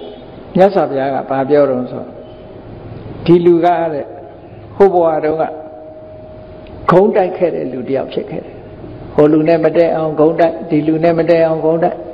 တဲ့နေတဲ့လူတွေမတည့်အောင်လိုက်လောက်တယ်အဲ့ဒီအကုသိုလ်ကံကြောင့်မလို့သူဟာဒီတတ္တဝါမျိုးဖြစ်တာဆိုလိုတာကဒီထူးဆန်းတဲ့တတ္တဝါတွေမှန်သမျှကိုလုတ်ခဲ့တာတွေကိုရနေကြတာပဲလောကမှာကိုမလုတ်ရင်မဖြစ်ဘူးကိုလုတ်လို့ဖြစ်တာလေကိုစိတ်ထဲကတခြားကိုဒုက္ခပေးတတ်တဲ့ပုဂ္ဂိုလ်တရားကိုယ့်ကိုလည်းပြန်ပြီးတော့ဒုက္ခပေးရတယ်ဆိုတဲ့သဘာဝတရားကြီးရဲ့နိယာမအတိုင်းခံရတာပဲဒါဒီလိုဆိုလို့တာနော်အဲ့ဒါလို့10ခုမြောက်တတ္တဝါကြတော့ဘယ်လိုတတ္တဝါကြီးတုံးဆိုသူထူးဆန်းတဲ့အဲ့ဒီကောင်ကြီးနော်ပိဋကတ်ထဲတော့အဲ့ဒါ ဗမာစကားပြောတယ်လို့ပေါ့နော်နားနဲ့မနာဖွားနဲ့နာချလို့ဒီလိုပြောရလိမ့်မယ်ထင်တယ်နော်အဲ့ဒီကောင်ကြီးကဘယ်လိုထူးဆန်းတုံးဆိုလူတော့လူလိုအကောင်ကြီးပဲသူကငယ်ပါအဥကြီးကအကြီးကြီးတဲ့ဖုံးလို့မရဘူးကြီးနေထိုင်လို့ရှင်လဲအဲ့ဒါကြီးပေါ်မှာထိုင်ရတယ်လမ်းလျှောက်လို့ရှင်လဲအဲ့ဒီဥလုံးကြီးကိုပခုံးပေါ်ထမ်းပြီးတော့သွားရတယ်နော်တတဝါဖြစ်တယ်ပုံစံကြီးနဲ့ဖြစ်တယ်အဲ့ဒီတတဝါကြီးကလည်းအော်ဟစ်ညည်းညူပြီးတော့ကြီးလေးတဲ့ဝန်တုပ်ကြီးနဲ့ခရီးသွားပြီးတော့မောပန်းနေတဲ့ဒုက္ခကိုခံစားရတယ်တဲ့သူ့ကိုတော့ကုံဗန္ဒပုရိသပြိတ္တာကြီးလို့သူတို့ပြောတာနော်သူကဘာကြောင့်ဒီလိုဖြစ်တာတော့ဆိုတော့ရက်ွက်တို့ချေးရွာတို့မှာမတရားအုပ်ချုပ်ခဲ့တဲ့ရက်ွက်တရားသူကြီးတို့ချေးရွာတရားသူကြီးတို့အဲ့လိုပုံစံမျိုးဖြစ်ခဲ့တာတဲ့ဖြစ်ခဲ့ပြီးတော့မတရားသဖြင့်တရားကိုဆုံးဖြတ်တယ်မမှန်ကန်တဲ့လူတွေကိုအနိုင်ပေးနော်လက်ထိုးတဲ့လူကိုအနိုင်ပေးလက်မပေးတဲ့လူကိုအရှုံးပေးပြီးတော့မတရားသဖြင့်ဆုံးဖြတ်တာမတရားသဖြင့်ဆုံးဖြတ်ရုံမကဘူးမနိုင်ဝန်တွေကိုအခွန်တွေလူတွေမနိုင်အောင်ခွန်တုတ်တွေထမ်းခိုင်း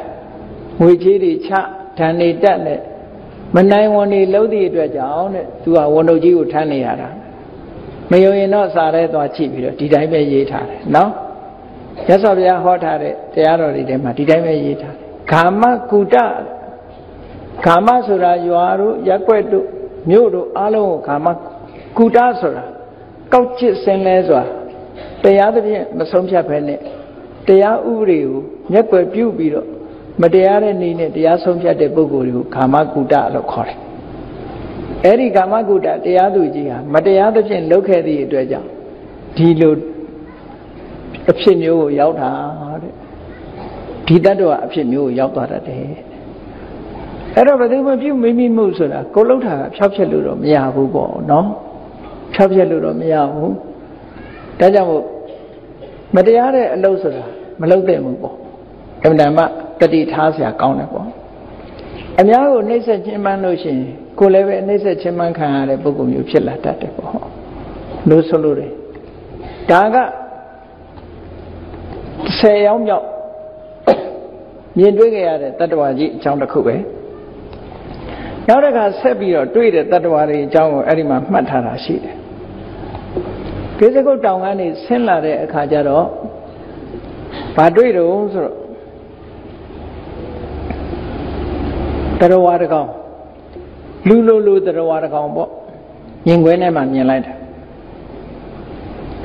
လူတွေစောင့်တဲ့မစင်တွင်းကြီးထဲမှာသူကခေါင်းထီအောင်မြုပ်ပြီးတော့ပင်ပန်းဆင်းရဲနေတဲ့မစင်တွင်းကြီးထဲမှာမြုပ်နေတဲ့မြုပ်လိုက်ပေါ်လိုက်မြုပ်လိုက်ပေါ်လိုက်ဖြစ်နေတဲ့အဲ့တတ္တဝါကြီးကိုသွားတွေ့တယ်မစင်နေနဲ့မြုပ်နေတဲ့ပုဂ္ဂိုလ်အော်ဟစ်ညည်းညူပြီးတော့မစင်နေတယ်ကလည်းမထွက်နိုင်ဘူးမစင်တွင်းကြီးထဲမှာမြုပ်ပြီးတော့နေတဲ့တတ္တဝါတစ်ကောင်သွားတွေ့တယ်တာမန်တွေကတော့မမြင်နိုင်ဘူးပေါ့နော်အဲ့တော့မြင်တဲ့ဒီတတ္တဝါကိုရသော်ဘုရားထံရောက်လို့မေးတဲ့အခါကျတော့ဘုရားဒီတတ္တဝါဟာတဲ့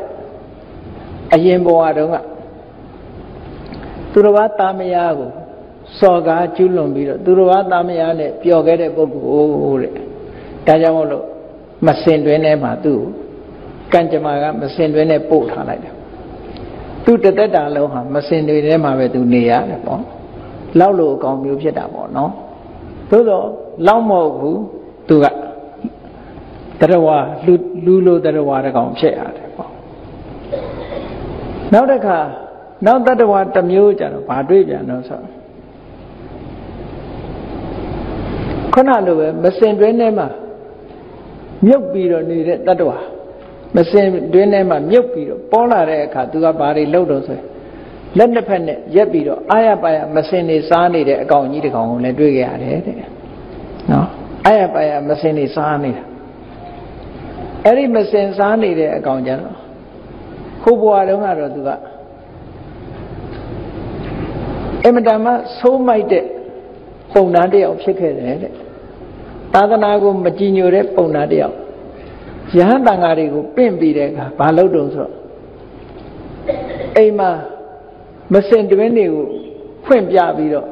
ဒါတွေကိုစားကြဆိုပြီးတော့မစင်တွင်းတွေနဲ့မစင်တွင်းတွေပြပြီးတော့စားခိုင်းတာတဲ့ဒါတွေဝအောင်စားကြဒါတွေဝအောင်စားကြနဲ့ဆိုပြီးတော့အဲ့ဒါလို့စော်ကားခဲ့ဘူးတဲ့အဲ့ဒီစော်ကားခဲ့လို့ဒီလိုမျိုးဖြစ်တာအဲ့တော့ဘာပဲဖြစ်ဖြစ်ကိုလှုပ်လို့ကိုဖြစ်တာတွေကြီးပဲဒါတွေကနော်အတိတ်ဘဝကလှုပ်ခဲ့လို့ရှိရင်ဒါမျိုးမဖြစ်ဘူးလို့ပြောလို့မရဘူးဘာလို့လဲဆို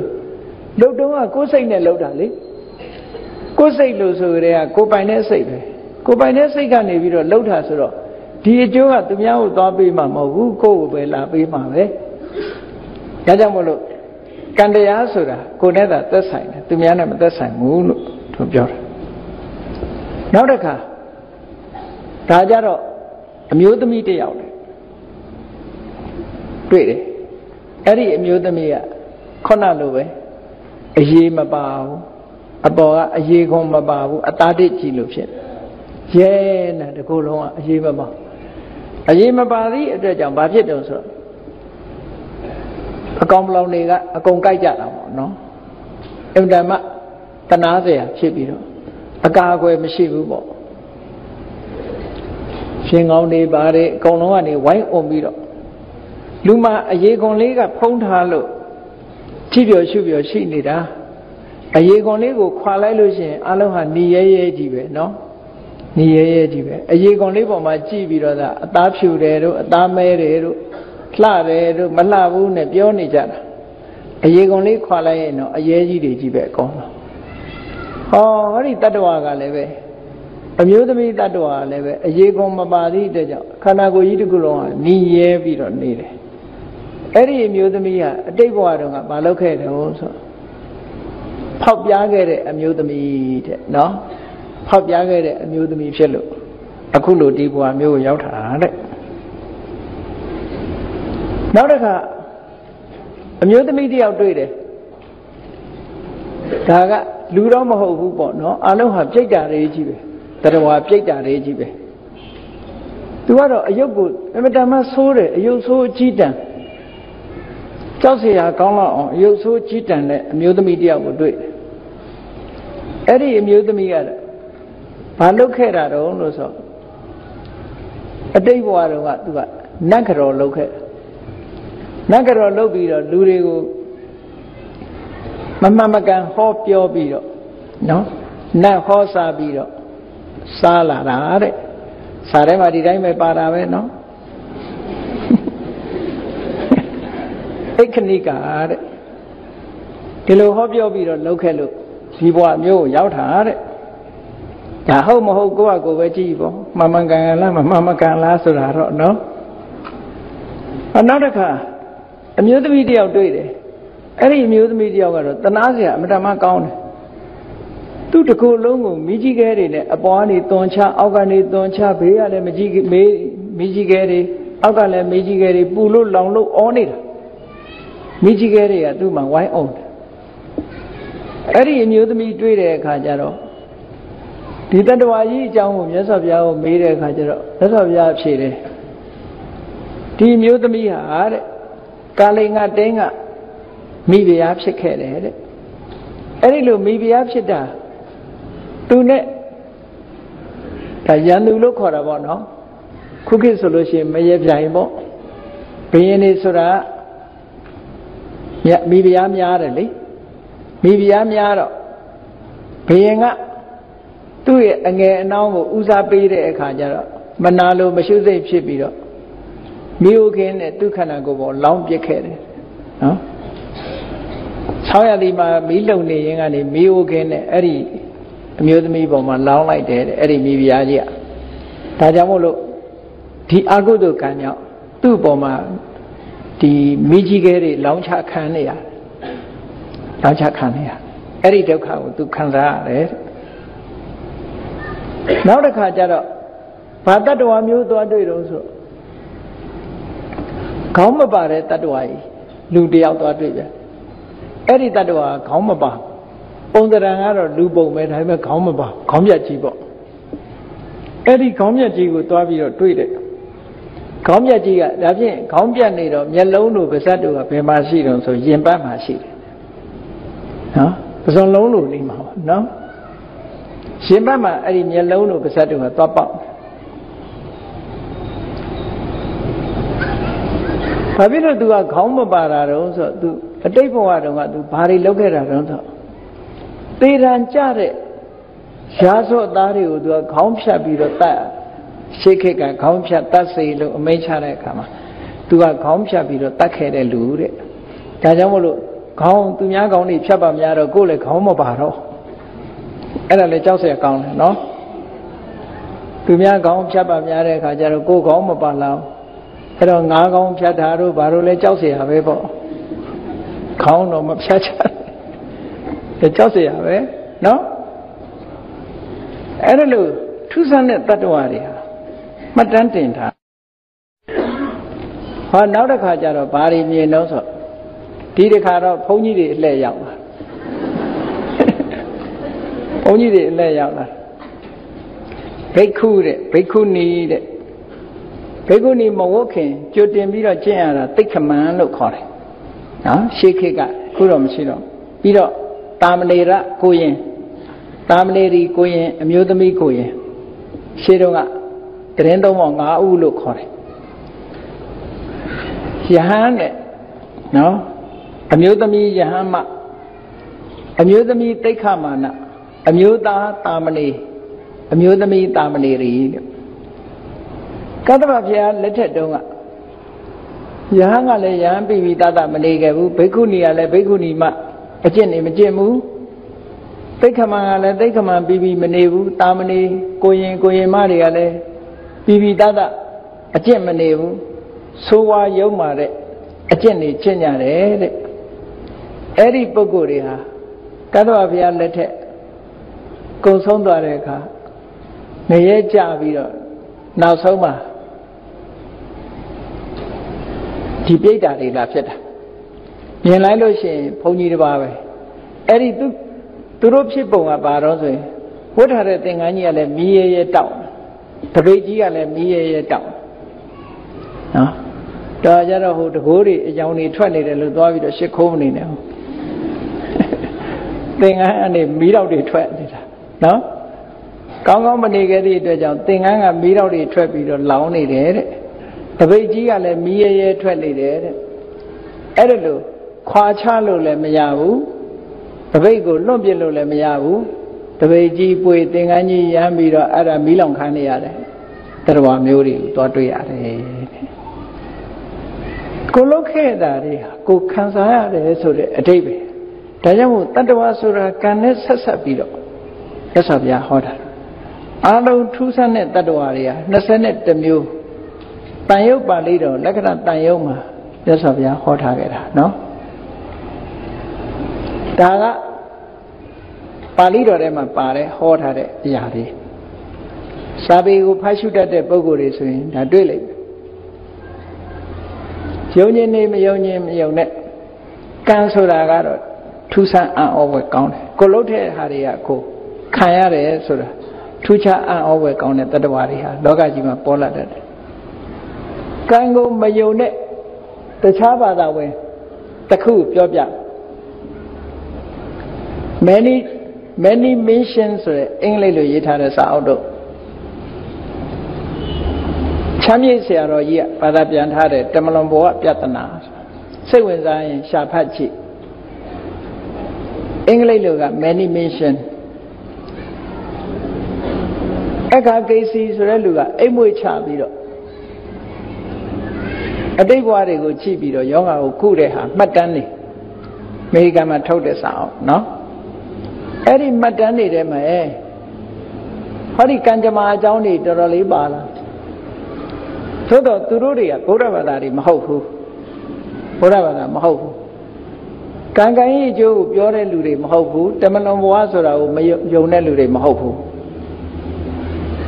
ဘုရားသခင်ရဲ့အမိန့်တော်ကိုမျှော်လင့်ပြီးတော့ဘုရားသခင်ကသာဝရကောင်းကင်ဘုံခေါ်မလားသာဝရငရဲပို့မလားအဲ့ဒီဆုံးဖြတ်ချက်ကိုစောင့်နေတဲ့လူမျိုးတွေ သို့တော့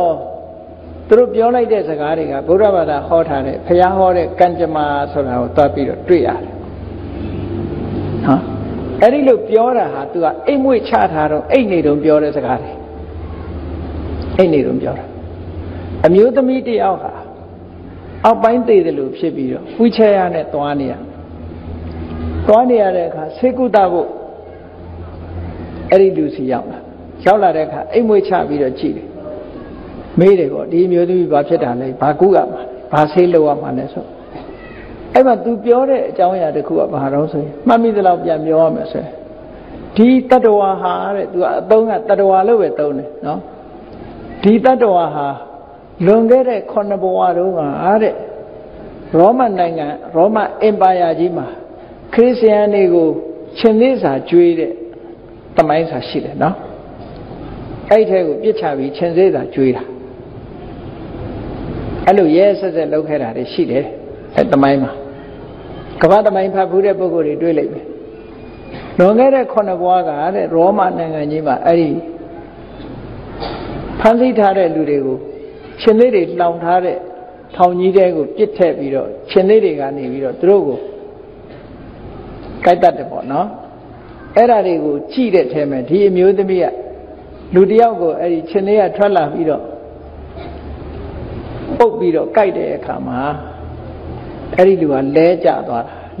တာကိုကြည့်ပြီးတော့အဲ့ဒီအမျိုးသမီးကလက်ခုပ်လက်ဝါးတီးပြီးတော့ရည်ခဲ့တယ်တဲ့သဘောတွေကျခဲ့တယ်အဲ့ဒီအမျိုးသမီးကလွန်ခဲ့တဲ့9ဘဝတုန်းကအဲ့ဒီပြစ်မှုကိုကျူးလွန်ခဲ့လို့ဒီဘဝမှာအောက်ပိုင်းသိသွားတာတဲ့ဟောသူဟောတာဒါဗုဒ္ဓဘာသာဟောတဲ့ဟာမဟုတ်ဘူးเนาะအိမ်မွေထဲမှာအိမ်မွေချပြီးတော့ပြောလို့ထွက်လာတဲ့စကားတစ်ခုအဲ့တော့ဗုဒ္ဓဘာသာရဲ့မြတ်စွာဘုရားဟောထားတဲ့ကံတရားဆိုတာဒါပဲပေါ့ဒါကြောင့်မလို့တရားချက်ခင်သူတော်စင်ပြိဿပေါင်းတို့လက္ခဏာတန်ရုံမှာလာရှိတဲ့ထူးဆန်းတဲ့တတ္တဝါ21မျိုးအဲ့ဒီ21မျိုးသောတတ္တဝါတွေနော်နံပါတ်1ကအယောစုတတ္တဝါကြီးအယောစုတတ္တဝါကြီးနံပါတ်2ကတာတိတတ္တဝါကြီးနံပါတ်3ကအသားထုံးတတ္တဝါကြီးနံပါတ်4ကအရေးမပါတဲ့အရေးဖုံးလွှမ်းထားခြင်းမရှိတဲ့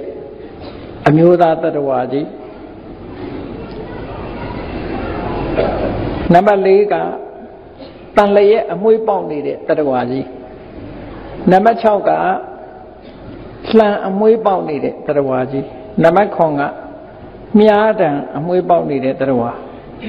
နံပါတ်8ကအမွှေးပေါက်နေတဲ့တတ္တဝါနံပါတ်9ကလည်းအမွှေးပေါက်နေတဲ့တတ္တဝါနံပါတ်10ကငယ်ပါဥအကြီးကြီးနဲ့တတ္တဝါဟောနံပါတ်11ကမစင်တွင်းထဲမှာနစ်မြုပ်နေတဲ့တတ္တဝါနံပါတ်12ကမစင်တွင်းထဲမှာနစ်မြုပ်ပြီးမစင်နေစားနေတဲ့တတ္တဝါနံပါတ်13ကအရေးမပါတဲ့အသားနီရဲရဲနဲ့အမျိုးသမီးနံပါတ်14ကအယုတ်ဆိုးအချီတန်နဲ့ကြောက်စရာကောင်းလောက်အောင်ယုတ်ဆိုးတဲ့အမျိုးသမီးနံပါတ်15ကမိကြီးခဲတွေနဲ့လောင်းချခြင်းခံနေရတဲ့အမျိုးသမီးနံပါတ်16ကခေါင်းမပါတဲ့ခေါင်းမဲ့တတ္တဝါနံပါတ်19ကယဟန်နံပါတ်18ကအမျိုးသမီးယဟန်မနံပါတ်19ကတိက္ခမနံပါတ်20ကကိုရင်နံပါတ်21ကအမျိုးသမီးကိုရင်ဟောအားလုံးထူးထူးဆန်းဆန်းတရဝါတွေဟာကိုလုတ်ခဲ့တဲ့ကံတွေကိုကိုခံစားရပြီးတော့ခေစကုတ်တောင်ရဲ့ပတ်ဝန်းကျင်မှာဒုက္ခခံနေကြရတယ်ဆိုတာရှင်မမောက္ကလံမထေရမြတ်ကိုယ်တိုင်တွေ့ရှိပြီးတော့မြတ်စွာဘုရားကိုလျှောက်ထားတာလျှောက်ထားတော့မြတ်စွာဘုရားခင်ကိုရောမြတ်ကအတိတ်ဘဝကလုတ်ခဲ့တဲ့ဒီကံတွေကြောင့်ဒီလိုဖြစ်ရတာလို့ဆိုတာကိုမြတ်စွာဘုရားကပြန်ပြီးတော့ဟောထားတယ်ဒါကြောင့်မို့တရားချစ်ခင်သူတော်စင်ပြိဿအပေါင်းတို့ကံကြမ္မာဆိုဒီမှာကိုလုတ်ခဲ့တဲ့အရာတွေသာဖြစ်တယ်ကိုယ့်ရဲ့စိတ်ထဲမှာဖြစ်တဲ့ကံတွေကနေပြီးတော့စိတ်ထဲမှာဖြစ်တဲ့အရာကစိတ်နဲ့တွေးတာစိတ်ထဲမှာပေါ်လာပြီးတော့တွေးတယ်တွေးပြီးတော့ပါးစပ်ကပြောတယ် ဇက်ကပြောပြီးတော့လက်တွေ့လှုပ်တယ်ဆိုတဲ့